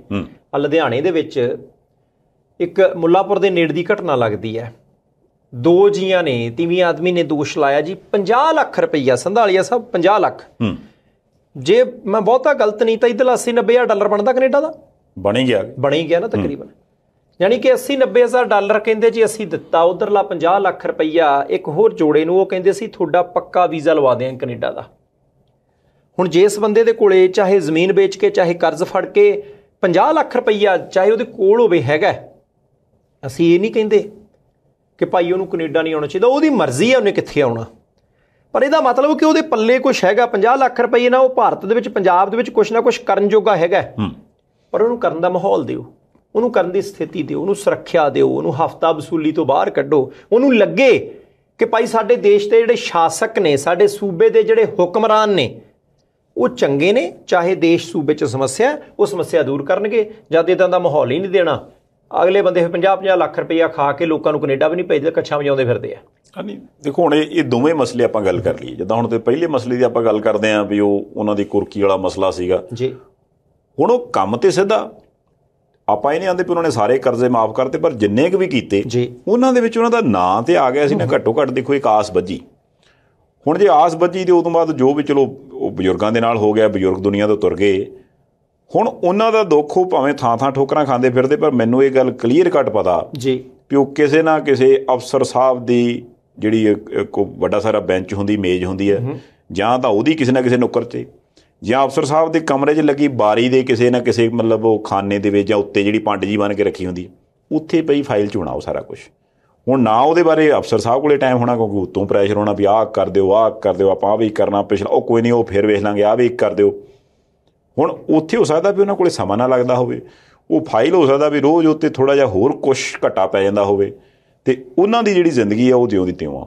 ਪਰ ਇਹ ਸਾਰੇ ਕੁਛ ਦੇ ਵਿੱਚ ਤੰਤਰ ਕੀ ਆ ਵੀ ਸਰਕਾਰੀ ਤੰਤਰ ਜਿਹੜਾ ਉੱਥੋਂ ਕੁਛ ਹਿਲਦਾ ਨਹੀਂ। ਹੁਣ ਜਿੱਦਾਂ ਆਹ ਦੂਜਾ ਕੇਸ ਆ, ਇਹਦੇ 'ਚ ਵੀ ਤਾਂ ਇਹੋ ਹੀ ਆ ਨਾ ਵੀ ਜੇ ਮੰਨ ਲਓ ਆਪਾਂ ਕਿੰਨੇ ਕੇਸ ਦੇਖਦੇ ਹਾਂ ਵੀ ਹੋਰ ਕੁਝ ਹੋਵੇ ਨਾ ਹੋਵੇ, ਵੀਡੀਓ ਸਾਹਮਣੇ ਆਉਂਦੀ ਇਹ ਵੀ ਕਹਿੰਦੀ ਆਹ ਛਤਰੋ ਛਤਰੀ ਕਦ ਲਈ ਵੇਖਦੇ, ਕਹਿੰਦੇ ਲੋਕਾਂ ਹੀ ਫੜ ਲਿਆ ਜੀ ਗਲੋਂ ਆਣ ਕੇ। ਹੁਣ ਉਹ ਕਹਿੰਦੇ ਜੀ ਨਾ ਸਾਡੇ ਪੈਸੇ ਮੋੜਦਾ ਬੰਦਾ ਅਤੇ ਨਾ ਸਾਨੂੰ ਬਾਹਰ ਹੀ ਕੱਲਿਆ, ਅਸੀਂ ਕਈ ਥਾਵਾਂ 'ਤੇ ਦਰਖਾਸਤਾਂ ਦਿੱਤੀਆਂ, ਉੱਥੋਂ ਵੀ ਕੁਛ ਨਹੀਂ ਹੋਇਆ ਜੀ। ਅੱਜ ਫਿਰ ਅਸੀਂ ਆਪ ਹੀ ਕਾਬੂ ਕਰ ਲਿਆ। ਉਹ ਜਦ ਤੱਕ ਲੋਕਾਂ ਨੂੰ ਆਣ ਕੇ ਕਰਨਾ ਪੈਂਦਾ, ਉਦੋਂ ਪਹਿਲਾਂ ਆਵੇਂ ਕਿ ਕੋਈ ਵੀ ਮਹਿਕਮਾ ABCD ਜੇ ਉਹ ਸਾਰਾ ਕੁਛ ਆਪੋ ਆਪਣਾ ਕੰਮ ਥਾਂ ਥਾਂ ਕਰਦਾ ਰਹੇ, ਅਤੇ ਫਿਰ ਉਹਦੇ ਨਾਲ ਲੋਕਾਂ ਦੀਆਂ ਮੈਨੂੰ ਲੱਗਦਾ ਵੱਧ ਤੋਂ ਵੱਧ ਮੁਸ਼ਕਿਲਾਂ ਤਾਂ ਵੈਸੇ ਹੱਲ ਹੋ ਸਕਦੀਆਂ। ਅਤੇ ਫਿਰ ਮੈਨੂੰ ਇਹ ਨਹੀਂ ਸਮਝ ਆਉਂਦੀ ਹੁੰਦੀ ਵੀ ਜਦੋਂ ਤਾਂ ਬੰਦੇ ਨੇ ਕੁਰਸੀ 'ਤੇ ਬਹਿਣਾ, ਉਦੋਂ ਬੰਦਾ ਧਰਨਾ ਵੀ ਲਾਉਂਦਾ, ਪ੍ਰਦਰਸ਼ਨ ਵੀ ਕਰਦਾ ਵੀ ਮੈਨੂੰ ਕੁਰਸੀ ਚਾਹੀਦੀ ਵੀਰ। ਜੇ ਅਗਲਾ ਆਖਿਆ ਚੱਲ ਤੈਨੂੰ ਕੱਚਾ ਰੱਖ ਲੈਂਦੇ, ਉਹ ਕਹਿੰਦਾ ਨਾ ਮੈਨੂੰ ਪਹਿਲਾਂ ਤੁਸੀਂ ਪੱਕਾ ਕਰ ਲਓ ਵੀ ਐਂ ਫੈਵੀਕੋਲ ਦਾ ਜੋੜ ਲਾ ਲਓ ਵੀ ਮੈਂ ਨਹੀਂ ਜੀ ਕਿਤੇ ਜਾਂਦਾ। ਫਿਰ ਜਦੋਂ ਮੇਰੇ ਕੋਲ ਆਉਂਦਾ ਵੀ ਅੱਛਾ ਹੁਣ ਮੈਂ ਕਿਤੇ ਵੀ ਨਹੀਂ ਜਾਂਦਾ, ਉਹ ਕਹਿੰਦੇ ਵੀ ਹੁਣ ਕੰਮ ਕਰ ਲਾਂਗੇ, ਹੁਣ ਆਪਾਂ ਕਿਹੜਾ ਕਿਤੇ ਜਾਂਦੇ ਹਾਂ। ਸਾਰਿਆਂ ਦੀ ਮੈਂ ਗੱਲ ਨਹੀਂ ਕਰਦਾ, ਪਰ ਵਿੱਚੋਂ ਹੁੰਦੇ ਕਈ ਮੇਰੇ ਵਰਗੇ, ਉਹ ਜਿਹੜੀ ਮੈਨੂੰ ਲੱਗਦਾ ਆਦਤ ਆ ਵੀ ਹੋ ਸਕਦਾ ਵੀ ਅਗਲੇ ਦੇ ਸੁਭਾਅ ਕਰਕੇ ਜਾਂ ਅਗਲਾ ਬਿਜ਼ੀ ਹੈ ਜਾਂ ABCD ਕੋਈ ਕਾਰਨ ਵੀ ਹੋ ਸਕਦਾ, ਉਹ ਇੱਕ ਦੋ ਤਿੰਨ ਕੰਮ ਜਿਹੜੇ ਉਹਨਾਂ ਦੇ ਰੁਕਦੇ ਜਾਂਦੇ ਨੇ, ਭਾਵੇਂ ਇੱਕ ਦਿਨ 'ਚ ਰੁਕਣ, ਭਾਵੇਂ ਹਫ਼ਤੇ 'ਚ ਰੁਕਣ, ਭਾਵੇਂ ਮਹੀਨੇ 'ਚ ਰੁਕਣ, ਉਹ ਇੱਦਾਂ ਦੇ ਪਤਾ ਨਹੀਂ ਕਿੰਨੇ ਪਰਿਵਾਰਾਂ ਦੀ ਪੂਰੀ ਜ਼ਿੰਦਗੀ ਨੂੰ ਉਡਾ ਕੇ ਰੱਖ ਦਿੰਦੇ। ਨਹੀਂ ਉਹ ਹੈ, ਇਹ ਗੱਲ ਤੁਹਾਡੀ ਵਾਜਬ ਹੈ, ਇਹ ਗੱਲ ਸਮਝਣੀ ਪਊਗੀ ਸਾਨੂੰ ਕਿ ਕਹਾਣੀ ਕਿੱਧਰ ਨੂੰ ਤੁਰਦੀ ਹੈ। ਹੁਣ ਸੰਧਾਲੀਆ ਸਾਹਿਬ ਤੁਸੀਂ ਇਹ ਦੇਖੋ, ਇੱਥੇ ਨਾ ਕਈ ਸੱਜਣ ਆਪਾਂ ਨੂੰ ਮਿਲਦੇ। ਪਹਿਲਾਂ ਕੀ ਹੁੰਦਾ ਸੀ ਕਿ ਪਿੰਡ ਦੇ ਵਿੱਚ ਲੋਕ ਵਿਦੇਸ਼ ਜਾਂਦੇ ਸੀ ਜ਼ਿਆਦਾ, ਦੁਕਾਨਦਾਰ ਨਹੀਂ ਸੀ ਆਪਣੇ ਬੱਚਿਆਂ ਨੂੰ ਵਿਦੇਸ਼ ਭੇਜਦਾ, ਰਾਜਨੀਤਿਕ ਲੀਡਰ ਬੱਚਿਆਂ ਨੂੰ ਵਿਦੇਸ਼ ਭੇਜਦੇ ਸੀ, ਪੜ੍ਹਨ ਭੇਜਦੇ ਸੀ, ਉਹ ਸੈੱਟ ਹੋਣ ਨਹੀਂ ਸੀ ਭੇਜਦੇ। ਵੱਡੇ ਵੱਡੇ ਅਫਸਰ, ਪੁਲਿਸ ਅਧਿਕਾਰੀ, ਸਿਵਲ ਅਧਿਕਾਰੀ, ਜਿਨ੍ਹਾਂ ਦੀਆਂ ਚੰਗੀਆਂ ਤਨਖਾਹਾਂ, ਚੰਗੇ ਸ਼ਹਿਰਾਂ ਪਿੰਡਾਂ ਦੇ ਵਿੱਚ ਜਿਨ੍ਹਾਂ ਦੇ ਚੰਗੇ ਮਕਾਨ, ਚੰਗੀਆਂ ਪ੍ਰਾਪਰਟੀਆਂ, ਉਹ ਵੀ ਕਹਿੰਦੇ ਜੀ ਜੇ ਕੋਈ ਪਤਾ ਲੱਗੇ ਜੀ ਉਹ ਵੀ ਇੱਥੇ ਹਾਂ ਕੀ ਨਿਆਣੇ ਫਿਰ ਇੱਧਰ ਸੈੱਟ ਕਰਨ। ਇਹਦਾ ਮਤਲਬ ਕੀ ਹੈ ਕਿ ਕੇਂਦਰ ਦੇ ਵਿੱਚ ਜਿਹੜੀਆਂ 2-4 ਧਿਰਾਂ ਨੇ, ਪੰਜਾਬ 'ਚ ਜਿਹੜੀਆਂ 2-4 ਧਿਰਾਂ ਨੇ, ਸਿਆਸੀ ਧਿਰਾਂ ਦੀ ਗੱਲ ਕਰਦਾ, ਤੁਸੀਂ ਚਾਹੇ ਲੱਖ ਆਖੋ ਕਿ ਨਹੀਂ ਜੀ ਸਾਡੀ ਸਰਕਾਰ ਨੇ ਬਹੁਤ ਵਧੀਆ ਕੀਤਾ, ਜੇ ਸਾਰੀਆਂ ਹੀ ਸਰਕਾਰਾਂ ਨੇ ਬਹੁਤ ਵਧੀਆ ਕੀਤਾ ਤਾਂ ਹਰ ਇੱਕ ਬੰਦਾ ਅਸੁਰੱਖਿਅਤ ਕਿਉਂ ਆ? ਹੁਣ ਕਿਸੇ ਨੂੰ ਪੁੱਛ ਲਓ, ਪਹਿਲਾਂ ਇੱਧਰ ਕੀ ਹੁੰਦਾ ਸੀ ਕਿ ਬੰਦਾ ਇੱਧਰ ਆਉਂਦਾ ਸੀ, ਨੋਟ ਕਮਾਉਂਦਾ ਸੀ, ਪੰਜਾਬ ਨੂੰ ਭੇਜਦਾ ਸੀ। ਹੁਣ ਕੀ ਕਹਿੰਦੇ ਆ, ਦੁਕਾਨ ਕਰਦੇ ਆ ਜੀ, ਉੱਥੇ ਦੁਕਾਨ ਆਪਣਾ ਕਾਰੋਬਾਰ ਤਾਂ ਚੰਗਾ ਸੀ, ਖਾਨਦਾਨੀ ਕਾਰੋਬਾਰ ਹੈ ਵਧੀਆ, ਉੱਥੇ ਪਲਾਟ ਵੀ ਲਏ ਆ, ਦੁਕਾਨਾਂ ਵੀ 4 ਜਾਂ 6-8 ਹੋ ਗਈਆਂ। ਹੁਣ ਅਸੀਂ ਬੱਚੇ ਨੂੰ ਇੱਧਰ ਕੱਢ ਦਿੱਤਾ ਅਤੇ ਉੱਧਰੋਂ ਅੱਧਾ ਕਾਰੋਬਾਰ ਵੇਚ ਕੇ ਨਾ ਹੁਣ ਇੱਧਰਲੇ ਪਾਸੇ ਨੂੰ ਕੋਈ ਕੰਮ ਸ਼ੁਰੂ ਕਰ ਦੇਣਾ। ਇੱਧਰ ਠੀਕ ਹੈ, ਬੱਚੇ ਆਪਣਾ ਕੰਮ ਕਰਦੇ ਰਹਿਣਗੇ। ਜਿਹੜੀ ਪੂੰਜੀ ਵਿਦੇਸ਼ਾਂ ਦੇ ਵਿੱਚੋਂ ਪੰਜਾਬ ਜਾਂ ਭਾਰਤ ਨੂੰ ਜਾਂਦੀ ਸੀ, ਉਹ ਪੂੰਜੀ ਬਲਕ ਦੇ ਵਿੱਚ ਪੰਡਾਂ ਦੀਆਂ ਪੰਡਾਂ, ਉਹ ਪੂੰਜੀ ਕੈਨੇਡਾ ਨੂੰ ਆਉਣ ਲੱਗ ਪਈ, ਆਸਟ੍ਰੇਲੀਆ ਨੂੰ ਜਾਣ ਲੱਗ ਪਈ, ਨਿਊਜ਼ੀਲੈਂਡ, ਅਮਰੀਕਾ, ਇੰਗਲੈਂਡ ਨੂੰ ਜਾਣ ਲੱਗ ਪਈ। ਕਾਹਦੇ ਲਈ? ਕਿ ਭਾਈ ਇੱਥੇ 4 ਪੈਸੇ ਲਾਵਾਂਗੇ, ਕੋਈ ਥੋੜੀ ਰੁੱਕ ਭਰ ਕੇ ਲੈ ਜੂ, ਨਿਆਣੇ ਘੱਟੋ ਘੱਟ ਇੱਥੇ ਸੇਫ ਰਹਿਣਗੇ, ਕੋਈ ਫਰੌਤੀ ਨਹੀਂ ਮੰਗੂਗਾ, ਕੁਛ ਹੋਰ ਨਹੀਂ। ਇਹ ਹੀ ਆ ਨਾ, ਇਸ ਕਰਕੇ ਭਾਈ ਗੱਲਾਂ ਠੀਕ ਨੇ ਤੁਹਾਡੀਆਂ, ਤੁਸੀਂ ਜੋ ਕਰਨੀਆਂ ਕਰੀ ਜਾਓ, ਪਰ ਜਦੋਂ ਸਮਾਜ ਦਾ ਹਰ ਤਬਕਾ, ਵੱਡੇ ਸ਼ਹਿਰ ਵਾਲਾ, ਛੋਟੇ ਸ਼ਹਿਰ ਵਾਲਾ, ਪਿੰਡ ਵਾਲਾ, ਅਸੀਂ ਨਹੀਂ ਕਹਿੰਦੇ ਪਲਾਇਨ ਕਰੋ, ਅਸੀਂ ਨਹੀਂ ਕਹਿੰਦੇ ਪ੍ਰਵਾਸ ਕਰੋ ਮਜਬੂਰੀ ਵਿੱਚ, ਪਰ ਜਿਹੜੀ ਚੀਜ਼ ਹੋ ਰਹੀ ਹੈ ਉਹਨੂੰ ਦੇਖ ਕੇ ਅੱਖਾਂ ਥੋੜੀ ਮੀਟੀਆਂ ਜਾ ਸਕਦੀਆਂ। ਨਹੀਂ, ਇੱਕ ਆਪਾਂ ਹੋਰ ਐਡ ਕਰਦੇ ਇਹਦੇ 'ਚ ਗੱਲ, ਇਹ ਬਾਹਰਲੇ ਮੁਲਕਾਂ ਵਾਲੀਆਂ ਸਰਕਾਰਾਂ ਜਿਹੜੀਆਂ, ਇਹਨਾਂ ਨੂੰ ਕਿਹੜਾ ਪਤਾ ਨਹੀਂ, ਪਰ ਉਹਨਾਂ ਨੂੰ ਇੰਨੀ ਗੱਲ ਪਤਾ ਵੀ ਵੀਰ ਉੱਧਰੋਂ ਬੰਦਾ ਆਉਂਦਾ ਹੀ, ਸਾਡੇ ਵਾਲਾ ਜਵਾਕ ਆ ਤਾਂ ਅਸੀਂ ਕਹਿੰਦੇ 100 'ਚ ਪੜ੍ਹਾ ਦਿਆਂਗੇ। ਮਤਲਬ ਜਿਹੜਾ ਇਹਨਾਂ ਦਾ ਜਵਾਕ ਇੱਧਰ ਵਾਲਾ, ਉਧਰੋਂ ਜੇ ਕੋਈ ਜਵਾਕ ਕਹਿੰਦਾ ਵੀ ਮੈਂ ਪੜ੍ਹਨਾ, ਉਹ ਕਹਿੰਦਾ 400 'ਚ ਪੜ੍ਹਾਵਾਂਗੇ, ਉਹ ਕਹਿੰਦਾ 400 ਲੈ ਲਈ, ਮੈਨੂੰ ਪੜ੍ਹ ਲੈਣ ਦੇ। ਹੁਣ ਇਹਨਾਂ ਨੂੰ ਪਤਾ ਵੀ ਯਾਰ ਅੱਛਾ ਆਹ ਤੇ ਬੜਾ ਵਧੀਆ ਕੰਮ ਆ, ਵੀ ਇਹ ਸਗੋਂ ਸਕੀਮ ਲਾਗੂ ਕਰਕੇ ਰੱਖੋ ਵੀ ਬੰਦਾ ਵੀ ਆਉਂਦਾ, ਬੰਦਾ ਪੈਸੇ ਵੀ ਲੈ ਕੇ ਆਉਂਦਾ, ਉਦੋਂ ਬਾਅਦ ਉਹ ਤੁਹਾਡੇ ਇੱਥੋਂ ਦੇ ਟੈਕਸ ਸਿਸਟਮ 'ਚ ਵੀ ਆਉਂਦਾ, ਕਿਉਂਕਿ ਟੈਕਸ ਵਾਲਾ ਗੱਲਬਾਤ ਇਹਨਾਂ ਕੋਲ ਹੈਗਾ ਹੀ ਆ ਵੀ ਤੂੰ ਇੱਕ ਨਾ ਵੀਰ ਮੇਰਾ ਆ ਸਹੀ, ਤੈਨੂੰ ਉਦੋਂ ਬਾਅਦ ਮਸ਼ੀਨ ਕਿੱਦਾਂ ਬਣਾਉਣਾ ਸਾਡੇ ਕੋਲ ਪ੍ਰਬੰਧ ਹੈਗਾ, ਤੇ ਫਿਰ ਜਿਹੜੀਆਂ ਆਪਣੇ ਵਾਲੀਆਂ ਸਰਕਾਰਾਂ ਨੇ ਉਹ ਆਪਾਂ ਦੇਖੋ ਕਿਤੇ ਵੀ ਕਿਤੇ ਗੱਲ ਕਰੇ ਸੁਣਦੀ ਹੋਵੇ ਨਾ, ਸਭ ਤੋਂ ਨੌਜਵਾਨ ਦੇਸ਼ ਕਿਹੜਾ ਜੀ? ਭਾਰਤ। ਨੌਜਵਾਨ ਸ਼ਕਤੀ ਕਿਹੜੀ ਜੀ? ਭਾਰਤ। ਆਉਂਦੇ ਸਾਲ 2 ਸਾਲਾਂ 'ਚ ਸਭ ਤੋਂ ਵੱਧ ਆਬਾਦੀ ਵਾਲਾ ਮੁਲਕ ਕਿਹੜਾ ਜੀ? ਭਾਰਤ। ਤੇ ਫਿਰ ਉੱਥੋਂ ਵਾਲੀਆਂ ਸਰਕਾਰਾਂ ਨੂੰ ਕਿਉਂਕਿ ਸਕੀਮਾਂ ਅਮੈਂਡ ਕਰਨ ਦੇ ਵਿੱਚ ਕੋਈ ਸਮਾਂ ਲੱਗਦਾ ਕਿ ਜਾਂ ਫਿਰ ਉਹਨਾਂ ਨੇ ਉਹ ਝੱਗੇ ਐਨਕਾਂ ਕੁੜਤੇ ਪਜਾਮੇ ਉਹਨਾਂ ਦੀ ਲੜਾਈ ਲੜੀ ਜਾਣੀ? ਦੇਖੋ ਅਗਲੇ ਬੰਦਿਆਂ ਨੇ ਨਾ ਬੜਾ, ਮੈਂ ਕਦੇ ਕਦੇ ਸੋਚਦਾ ਹੁੰਦਾ ਵੀ ਕਿਉਂ ਬਈ ਇਦਾਂ। ਅੱਗੇ ਹੁੰਦਾ ਸੀ ਕੋਈ ਵਿਰਲਾ ਟਾਮਾ ਬਾਹਰ ਜਾਂਦਾ ਸੀ ਪੜ੍ਹਨ ਨਿਆਣਾ, ਹੁਣ ਹਰ ਇੱਕ ਨੂੰ ਚਾਂਸ ਮਿਲ ਰਿਹਾ। ਉਹਨਾਂ ਨੂੰ ਚਾਂਸ ਮਿਲਦਾ, ਇਹਨਾਂ ਨੂੰ ਪੈਸੇ ਮਿਲਦੇ ਆ, ਦੋਨੇ ਹੱਥ ਲੱਡੂ ਨੇ, ਪਰ ਨੁਕਸਾਨ ਹੋਈ ਜਾ ਰਿਹਾ। ਹੁਣ ਤੁਸੀਂ ਦੇਖੋ ਸਰਕਾਰਾਂ ਨੇ ਸੋਚਿਆ ਕੀ ਹੋਊਗਾ। ਅੱਗੇ ਵੀ ਤਾਂ ਪੰਜਾਬ ਤੋਂ ਬੰਦੇ ਆਉਂਦੇ ਸੀ, ਕੋਈ 2 ਨੰਬਰ 'ਚ, ਕੋਈ 1.5 ਨੰਬਰ 'ਚ, ਕੋਈ 1 ਨੰਬਰ ਦੇ ਵਿੱਚ ਆਉਂਦਾ ਸੀ। ਆਣ ਕੇ ਸਰਕਾਰ ਨੂੰ ਪੈਸਾ ਤਾਂ ਕੋਈ ਨਹੀਂ ਸੀ ਮਿਲਦਾ। ਫਿਰ ਉਹਨਾਂ ਨੇ ਤਰੀਕਾ ਘਰ ਕੱਢਿਆ ਕਿ ਆਉਣਾ ਤਾਂ ਹੈਗਾ, ਨਾਲੇ ਬੱਚਾ ਇੱਧਰ ਪੜੂਗਾ, ਪਹਿਲਾਂ ਤਾਂ 2 ਤੋਂ 3 ਸਾਲ ਫੀਸਾਂ ਦਊ, ਫੀਸਾਂ ਦਿੱਤੀਆਂ ਮੋਟੀਆਂ, ਫਿਰ ਇੱਥੇ ਆ ਕੇ ਆਟਾ, ਕੋਈ ਦਾਲ, ਕੋਈ ਪੀਜ਼ਾ, ਕੋਈ ਬਰਗਰ, ਕੋਈ ਠੰਡਾ ਉਹ ਖਰੀਦੂਗਾ, ਲੋਕਾਂ ਦੀ ਪ੍ਰੋਸੈਸ ਵਧੂਗਾ, ਪੈਸੇ ਦਾ ਫੈਲਾਅ ਵਧੂਗਾ। ਫਿਰ ਉਹ ਬੱਚਾ 2-3 ਸਾਲ ਵਰਕ ਪਰਮਿਟ ਤੇ ਰਹੂਗਾ, ਫਿਰ ਟੈਕਸ ਦਊਗਾ, ਫਿਰ ਉਹਦੀ ਕੋਸ਼ਿਸ਼ ਹੋਊਗੀ ਕਿ ਮੈਂ ਠੋਕ ਕੇ ਕੰਮ ਕਰਾਂ ਭਾਈ ਇੱਥੇ। 4-5 ਸਾਲਾਂ ਦੇ ਵਿੱਚ ਉਹਨੂੰ ਸਿਸਟਮ ਵੀ ਸਮਝ ਆ ਜਾਂਦਾ, ਉਹ ਠੋਕ ਕੇ ਟੈਕਸ ਵੀ ਦੇ ਦਿੰਦਾ, ਫੀਸਾਂ ਦੇ ਰੂਪ 'ਚ ਵੀ ਪੈਸੇ ਸਰਕਾਰ ਨੂੰ ਦੇ ਦਿੰਦਾ, ਫਿਰ ਮੁੜ ਕੇ 25-30 ਸਾਲ ਦੇ ਲਈ ਕੰਮ ਕਰਨ ਦੇ ਲਈ ਇਸ ਦੇਸ਼ ਦੇ ਲਈ ਉਹ ਯੋਗ ਹੋ ਜਾਂਦਾ। ਤੇ ਜਦੋਂ ਅਗਲਿਆਂ ਨੂੰ ਫੀਸ ਵੀ ਮਿਲਦੀ ਹੈ, ਕਰਿਆਨੇ ਦੇ ਵਿੱਚੋਂ ਵੀ ਟੈਕਸ ਮਿਲਦਾ, ਰਹਿਣ ਦਾ ਵੀ ਮਿਲਦਾ, ਕਿਰਾਇਆ ਭਾੜਾ ਵੀ, ਸਾਰਾ ਕੁਝ ਹੀ ਹੁੰਦਾ, ਪਰ ਅਗਲੇ ਬੰਦੇ ਕਹਿੰਦੇ ਕਿ ਭਾਈ ਐਂ ਲੈ ਕੇ ਆਓ, ਦੂਜਾ ਰਾਹ ਥੋੜ੍ਹਾ ਜਿਹਾ ਸਖਤ ਕਰ ਦਿਓ। ਅਗਲਿਆਂ ਦੇ ਦੋਨੇ ਹੱਥ ਲੱਡੂ ਨੇ। ਨਹੀਂ, ਪਰ ਇਹ ਤਾਂ ਦੇਖੋ ਹੋਣਾ ਹੀ ਆ। ਅਜੇ ਮੇਰਾ ਖਿਆਲ ਮੈਂ ਵੀਡੀਓ ਦੇਖਦਾ 3-4 ਦਿਨ ਹੀ ਪੁਰਾਣੀ ਸੀਗੀ, ਕਿਸੇ ਨੇ ਗੱਡੀ ਤੇ ਬਣਾਈ ਸੀ ਆ ਮੈਕਸੀਕੋ ਅਮਰੀਕਾ ਵਾਲੀ ਕੰਧ ਜੀ, ਜਿੱਥੇ ਉਹ ਥੋੜ੍ਹੇ ਚਿਰ 'ਚ ਗਾਡਰ ਜੇ ਲਾਏ ਨੇ, ਉਹ ਦੋਵੇਂ ਪਾਸੇ ਲੋਕ ਲਾਈਨਾਂ 'ਚ ਲੱਗੇ ਸੀ ਜੀ। ਮਤਲਬ ਜਿੱਦਾਂ ਆਪਣੇ ਨਹੀਂ ਹੁੰਦਾ ਵੀ ਕੋਈ ਲੰਮੇ ਕਿਸੇ ਕੰਮ ਕਾਰ ਦੇ ਲਈ ਬੰਦਾ ਲਾਈਨ 'ਚ ਲੱਗਾ ਹੋਇਆ ਆਪਣੀ ਵਾਰੀ ਉਡੀਕਦਾ ਹੋਵੇ। ਹੁਣ ਮੈਂ ਸੋਚਦਾ ਸੀ ਵੀ ਉਹ ਗੱਡੀ ਤੁਰੀ ਜਾ ਰਹੀ ਆ, ਦੋਵੇਂ ਪਾਸੇ ਲੋਕ ਨੇ, ਉਹ ਉਡੀਕੀ ਜਾ ਰਹੇ ਨੇ, ਤੇ ਮੈਂ ਸੋਚਦਾ ਸੀ ਵੀ ਉਹ ਵਿਚਾਰੇ ਇਹ ਉਡੀਕ ਰਹੇ ਆ ਵੀ ਐਸ ਕੰਧ ਦੇ ਪਰਲੇ ਪਾਸੇ ਸ਼ਾਇਦ ਸਾਡਾ ਚੰਗਾ ਭਵਿੱਖ ਹੋ ਜੇ, ਤੇ ਤੁਰੇ ਪਤਾ ਨਹੀਂ ਕਿੱਥੋਂ ਹੋਣੇ ਆ, ਕਿੱਥੋਂ ਹੋਣੇ। ਨਹੀਂ ਇੱਦਾਂ ਹੀ ਆ, ਇੱਦਾਂ ਹੀ ਆ। ਸੋ ਇਹ ਜਿਹੜੀ ਚੀਜ਼ ਹੈ ਮੇਰੇ ਖਿਆਲ ਨਾਲ ਆਪਾਂ ਇਹ ਨਹੀਂ ਕਹਿੰਦੇ ਵੀ ਕੋਈ ਬੰਦਾ ਆਵੇ ਨਾ, ਕਿਉਂਕਿ ਜਿਹਦਾ ਜੋ ਜਿਵੇਂ ਉਹਨੂੰ ਸਹੀ ਲੱਗਦਾ ਉਹਨੂੰ ਕਰਨਾ ਚਾਹੀਦਾ, ਪਰ ਇਹ ਗੱਲ ਤੋਂ ਕੋਈ ਮੁਨਕਰ ਨਹੀਂ ਹੋ ਸਕਦਾ ਵੀ ਉਹਦੇ ਭੱਜਣ ਦੇ ਪਿੱਛੇ ਕਾਰਨ ਜਾਂ ਜ਼ਿੰਮੇਵਾਰ ਉਹ ਸਰਕਾਰਾਂ ਹੈਗੀਆਂ। ਆਪਾਂ ਬਾਕੀ ਸਾਰੀਆਂ ਚੀਜ਼ਾਂ ਸੱਜੇ ਖੱਬੇ ਕਰ ਲੈਨੇ। ਸੰਧਾਲੀਆ ਸਾਹਿਬ, ਜਿਹੜੇ ਇੱਥੇ ਲੋਕ ਵਸਦੇ ਮੈਕਸੀਕੋ ਰਾਹੀਂ ਅਮਰੀਕਾ ਨੂੰ ਬਹੁਤ ਲੋਕ ਆਉਂਦੇ ਆ, ਬੜੇ ਆਉਂਦੇ ਆ। ਇੱਥੋਂ ਫਿਰ ਮੈਕਸੀਕੋ ਘੁੰਮਣ ਵੀ ਬਹੁਤ ਲੋਕ ਜਾਂਦੇ। ਯਾਨੀ ਸਰਕਾਰ ਦਾ ਫਰਕ ਹੈ ਕਿ ਕੋਈ ਬੰਦਾ ਕਿਸੇ ਦੇਸ਼ ਨੂੰ ਚਲਾਉਣ ਲੱਗਿਆ ਕਿੱਦਾਂ ਦੇ ਧਿਆਨ ਰੱਖਦਾ। ਹੁਣ ਕਹਿੰਦੇ ਜੀ ਮੈਕਸੀਕੋ ਜਾਣਾ ਚਾਹੀਦਾ, ਪਰ ਉਹ ਵੱਡੇ ਵੱਡੇ ਹੋਟਲ ਨੇ, ਬੀਚ ਤੇ ਨੇ, ਆਪਾਂ ਕਦੀ ਗਏ ਨਹੀਂ। ਪੈਕੇਜ ਲੈ ਲਓ, ਸਸਤਾ ਮਿਲਦਾ, ਵਧੀਆ ਸੇਵਾ ਵਧੀਆ ਕਰਦੇ ਆ, ਤੁਹਾਡੀ ਸਹੂਲਤਾਂ ਪੂਰੀਆਂ ਹੁੰਦੀਆਂ, ਪਰ ਬਾਹਰ ਨਹੀਂ ਜਾਣਾ, ਬਾਹਰ ਖਤਰਾ ਹੈ। ਇੱਥੇ ਬੰਦੇ ਕਹਿੰਦੇ ਜੀ ਬਾਹਰ ਘੁੰਮੋ, ਕੋਈ ਗੱਲ ਨਹੀਂ, ਬੀਚ ਤੇ ਘੁੰਮੋ, ਤੁਸੀਂ ਬਾਜ਼ਾਰ ਦੇ ਵਿੱਚ ਘੁੰਮੋ, ਅੱਧੀ ਰਾਤ ਨੂੰ ਵੀ ਤੁਸੀਂ ਕੰਮ ਤੋਂ ਆਓ, ਤੁਹਾਨੂੰ ਕੋਈ ਡਰ ਡੁੱਕਰ ਨਹੀਂ। ਨਾਲ ਨਾਲ ਬਾਰਡਰ ਲੱਗਦਾ ਅਮਰੀਕਾ ਦਾ ਤੇ ਮੈਕਸੀਕੋ ਦਾ, ਕੈਨੇਡਾ ਵੀ ਕਿਹੜਾ ਦੂਰ ਹੈ, ਅਮਰੀਕਾ ਸਾਰਾ ਪਾਰ ਕਰਕੇ ਮੈਕਸੀਕੋ ਚਲੇ ਜਾਓ। ਜਾਣੀ ਉਹੋ ਹੀ ਮੈਕਸੀਕੋ ਆ, ਉਹੀ ਅਮਰੀਕਾ ਹੈ, ਉਹੀ ਕੈਨੇਡਾ। ਇੱਕ ਪਾਸੇ ਗੁਰਬਤ ਹੈ ਤੇ ਦੂਜੇ ਪਾਸੇ ਮੌਜਾਂ ਨੇ। ਫਰਕ ਸਰਕਾਰਾਂ ਦਾ। ਤੋ ਚਲੋ ਇਹੀ ਫਰਕ ਆ। ਅਸੀਂ ਆਸ ਕਰਦੇ ਵੀ ਸਾਰਾ ਕੁਝ ਦਰੁਸਤ ਕਰ ਲੈਣ ਸਰਕਾਰਾਂ। ਆਪਾਂ ਖਬਰਾਂ ਵਾਲੇ ਪਾਸੇ ਨੂੰ ਤੁਰਨਾ ਸੀ ਤੇ ਪ੍ਰਸ਼ਾਂਤ ਕਿਸ਼ੋਰ ਦੀ ਗੱਲ ਕਰ ਲਈਏ। ਨਹੀਂ, ਉਹ ਨਹੀਂ ਕਰਨੀ।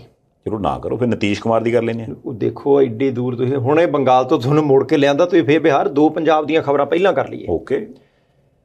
ਮੈਂ ਸੋਚ ਰਿਹਾ ਸੀ ਕਿ ASI ਇੱਕ ਜਿਹੜਾ ਉਹ ਵੀਡੀਓ ਉਹਨੇ ਬਣਾਈ, ਸੁਸਾਈਡ ਨੋਟ ਲਿਖਿਆ, ਫਿਰ ਗੋਲੀ ਮਾਰ ਲਈ।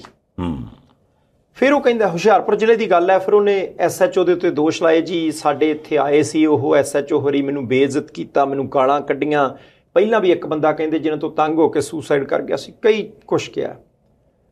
SHO ਸਾਹਿਬ ਕਹਿੰਦੇ ਜੀ ਦੇਖੋ, ਮੇਰੀ ਤਾਂ ਉੱਪਰਲੇ ਅਫਸਰ ਨੇ ਡਿਊਟੀ ਲਾਈ ਸੀ ਕਿ ਜਿੰਨੀਆਂ ਚੌਂਕੀਆਂ ਨੇ, ਜਿੰਨੇ ਥਾਣੇ ਆ, ਉੱਥੇ ਸਾਰੇ ਜਿਹੜੇ ਅਧੀਨ ਹੈ ਉੱਥੇ ਜਾਣਾ, ਜਾ ਕੇ ਦੇਖਣਾ ਕਿ ਰਿਕਾਰਡ ਦਰੁਸਤ ਹੈ ਕਿ ਨਹੀਂ ਦਰੁਸਤ, ਸਾਰਾ ਕੁਝ ਜੋ ਵੀ ਕਾਨੂੰਨ।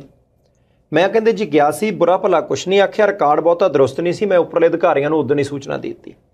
ਸਾਨੂੰ ਨਹੀਂ ਪਤਾ ਗਲਤ ਕੌਣ ਹੈ, ਸਹੀ ਕੌਣ ਹੈ, ਉਹ ਤਾਂ ਭੜਕ ਨੂੰ ਕੋਈ ਕੇਸ ਦਰਜ ਹੋਵੇ, ਗੱਲ ਅਗਲੇ ਪਾਸੇ ਨੂੰ ਤੁਰੇ, ਫਿਰ ਪਤਾ ਲੱਗੂ।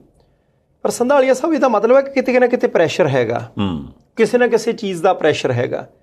ਆਮ ਤੌਰ ਦੇ ਉੱਤੇ ਹੁੰਦਾ ਕਿ ਹੁਣ ਪੁਲਿਸ ਵਾਲਿਆਂ ਦੀਆਂ ਕਈ ਘਟਨਾਵਾਂ ਇੱਦਾਂ ਦੀਆਂ ਘਟੀਆਂ ਕਿ ਡਿਊਟੀ ਦੇ ਘੰਟੇ ਬਹੁਤ ਜ਼ਿਆਦਾ ਨੇ, ਕਿ ਬੰਦਾ ਪਰਿਵਾਰ ਨੂੰ ਆਪਣਾ ਸਮਾਂ ਨਹੀਂ ਦੇ ਪਾਉਂਦਾ, ਕਿ ਕੰਮ ਦਾ ਪ੍ਰੈਸ਼ਰ ਬਹੁਤ ਜ਼ਿਆਦਾ। ਕਈ ਵਾਰੀ ਹੁੰਦਾ ਨਾ ਯਾਰ, ਗੱਡੀਆਂ ਨਹੀਂ ਹੈਗੀਆਂ ਉਹਨੀਆਂ, ਬੰਦਿਆਂ ਨੂੰ ਪੇਸ਼ੀ ਦੇ ਲਿਜਾਣ ਦੇ ਲਈ ਵੀ ਗੱਡੀਆਂ ਨਹੀਂ, ਜੇਲ੍ਹ ਵਾਲਿਆਂ ਲਈ ਵੀ ਇਹੀ ਸਮੱਸਿਆ, ਸਾਧਨ ਨਹੀਂ ਹੈਗੇ। ਮੁਨਸ਼ੀ ਸਾਹਿਬ ਥਾਣੇ ਦੇ ਵਿੱਚ ਕੰਮ ਕਰਦੇ ਹੁੰਦੇ ਆ, ਉਹ ਕਹਿੰਦੇ ਕਾਗਜ਼ ਪੈਸੇ ਨਹੀਂ ਮਿਲਦੇ ਸਟੇਸ਼ਨਰੀ ਦੇ ਲਈ, ਪ੍ਰਿੰਟ ਕੱਢਣ ਦੇ ਲਈ, ਹੋਰ ਚੀਜ਼ਾਂ ਦੇ ਲਈ, ਫਿਰ ਕਿੱਥੋਂ ਕਰੀਏ ਕੰਮ। ਕਿਤੇ ਨਾ ਕਿਤੇ ਵੀ ਸੋਚਣਾ ਚਾਹੀਦਾ ਕਿ ਜਿਨ੍ਹਾਂ ਨੂੰ ਲੋਕਾਂ ਨੂੰ ਇਨਸਾਫ ਦੇਣ ਦੇ ਲਈ, ਜਿਨ੍ਹਾਂ ਨੇ ਜਾਂਚ ਕਰਨੀ ਹੈ, ਉਹਨਾਂ ਨੂੰ ਇਨਸਾਫ ਮਿਲਦਾ ਹੀ। ਨਹੀਂ ਦੇਖੋ ਹੁਣ ਇਸ ਕੇਸ ਦੇ ਵਿੱਚ ਚਲੋ ਸੱਚ ਕੀ ਝੂਠ ਕੀ ਇਹ ਤਾਂ ਬਾਅਦ ਸਾਹਮਣੇ ਆਊਗਾ, ਪਰ ਵੇਖੋ ਦੋ ਗੱਲਾਂ ਤੇ ਕਲੀਅਰ ਨੇ ਨਾ ਵੀ ਜੇ ਮੰਨ ਲਓ ਥੱਲੇ ਰਿਕਾਰਡ ਦਰੁਸਤ ਨਹੀਂ ਸੀ, ਉੱਪਰੋਂ ਆਣ ਕੇ ਉਹਨਾਂ ਨੇ ਆਪਣੇ ਤੌਰ ਤੇ ਜੋ ਉਹਨਾਂ ਨੂੰ ਹੁਕਮ ਹੋਇਆ ਉਹਨਾਂ ਇਨਕੁਆਇਰੀ ਕਰਤੀ, ਹੋ ਸਕਦਾ ਵੀ ਉਹਨਾਂ ਨੇ ਆਖਿਆ ਵੀ ਆਹ ਤੇਰਾ ਠੀਕ ਨਹੀਂ, ਹੁਣ ਦੇਖੀ ਭਾਈ ਤੇਰੇ ਆਪੇ ਵੱਡੇ ਸਾਹਿਬ ਜਾਣਨਗੇ। ਹੁਣ ਅਗਲਾ ਬੰਦਾ ਜਿਹੜਾ ਥੱਲੇ ਕੰਮ ਕਰਦਾ ਹੋਊਗਾ ਉਹਨੂੰ ਜਾਪਿਆ ਹੋਊਗਾ ਵੀ ਯਾਰ ਮੈਂ ਤੇ ਆਪਣੇ ਨੂੰ ਜੋ ਕਰ ਸਕਦਾ ਸੀ ਕਰੀ ਜਾਂਦਾ, ਹੁਣ ਪਤਾ ਨਹੀਂ ਇਹਦਾ ਕਰਕੇ ਮੇਰੇ ਕੋਲ ਕੀ ਬਲਾ ਪੈ ਜਾਣੀ, ਜਾਂ ਜੇ ਬੁਰਾ ਭਲਾ ਜੋ ਉਹਨਾਂ ਨੇ ਦੱਸਿਆ ਜਿੱਦਾਂ ਵੀ ਕਿਹਾ ਉਹਦੇ 'ਚ ਕਿਹਾ ਵੀ ਹੋਵੇ। ਪਰ ਇੱਕ ਚੀਜ਼ ਨੋਟ ਕਰਨ ਵਾਲੀ ਆ ਵੀ ਇਹ ਸਾਰੇ ਕੁਛ ਦੇ ਵਿੱਚ ਇੱਕ ਬੰਦੇ ਦੀ ਜਾਨ ਗਈ। ਹੁਣ ਇਹਦੇ ਲਈ ਹੋ ਸਕਦਾ ਵੀ ਕੱਲ੍ਹ ਨੂੰ ਅਦਾਲਤਾਂ ਕਹਿਣ ਵੀ ਫਲਾਨਾ ਜ਼ਿੰਮੇਵਾਰ, ਆਹ ਜ਼ਿੰਮੇਵਾਰ, ਉਹ ਜ਼ਿੰਮੇਵਾਰ, ਪਰ ਮੈਨੂੰ ਲੱਗਦਾ ਹੁੰਦਾ ਵੀ ਇਹ ਸਾਰੇ ਕੁਛ ਦੇ ਵਿੱਚ ਇੱਕ ਚੀਜ਼ ਜਿਹੜੀ ਜ਼ਿੰਮੇਵਾਰ ਹੈ ਨਾ ਉਹ ਆ ਪ੍ਰੈਸ਼ਰ ਤੇ ਦਬਾਅ।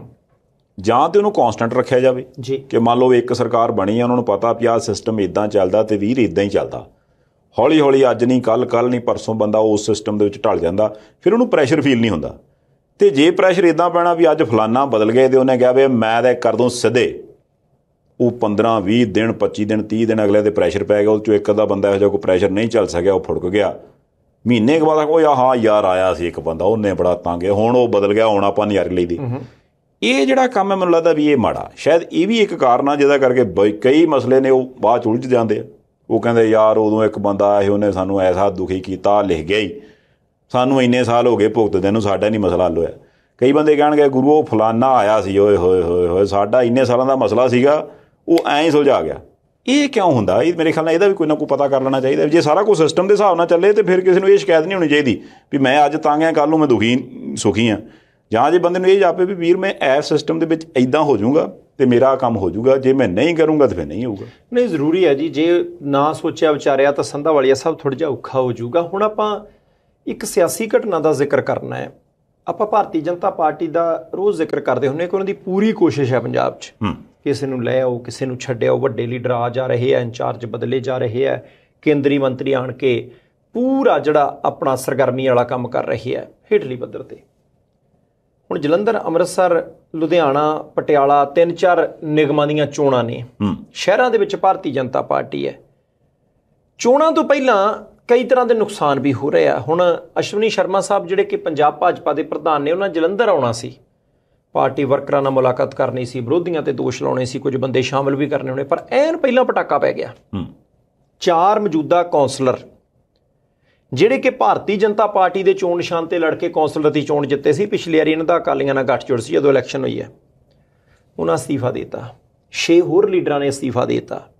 ਇੱਕ ਤਾਂ ਉਸ ਲੀਡਰ ਨੇ ਵੀ ਅਸਤੀਫਾ ਦਿੱਤਾ ਜਿਹਨੇ 2022 ਦੇ ਵਿੱਚ ਹੁਣੇ ਹੀ ਵਿਧਾਨ ਸਭਾ ਦੀ ਚੋਣ ਵੀ, ਇੱਕ ਵਿਧਾਨ ਸਭਾ ਹਲਕਾ ਜਿਹੜਾ ਜਲੰਧਰ ਸ਼ਹਿਰ ਦਾ, ਉਹ ਭਾਰਤੀ ਜਨਤਾ ਪਾਰਟੀ ਦੇ ਚੋਣ ਨਿਸ਼ਾਨ ਤੇ ਲੜੀ ਸੀ। ਹੁਣ ਜਦੋਂ 10 ਲੀਡਰ ਇੱਕੋ ਸ਼ਹਿਰ ਦੇ ਵਿੱਚੋਂ ਅਸਤੀਫਾ ਦੇ ਗਏ, 10 ਵਾਰਡਾਂ ਦੇ ਉੱਤੇ ਤਾਂ ਅਸਰ ਪਾਉਣਗੇ ਨਾ, ਉਹ ਵੱਧ ਤਾਂ ਹੀ ਪਾਉਣਗੇ, ਕਿਉਂਕਿ ਜਿਹਨੇ MLA ਦੀ ਇਲੈਕਸ਼ਨ ਲੜੀ ਆ 2-3-4 ਵਾਰਡਾਂ ਦੇ ਵਿੱਚ ਤਾਂ ਬੰਦੇ ਦਾ ਪ੍ਰਭਾਵ ਹੁੰਦਾ ਹੀ ਹੈ ਨਾ।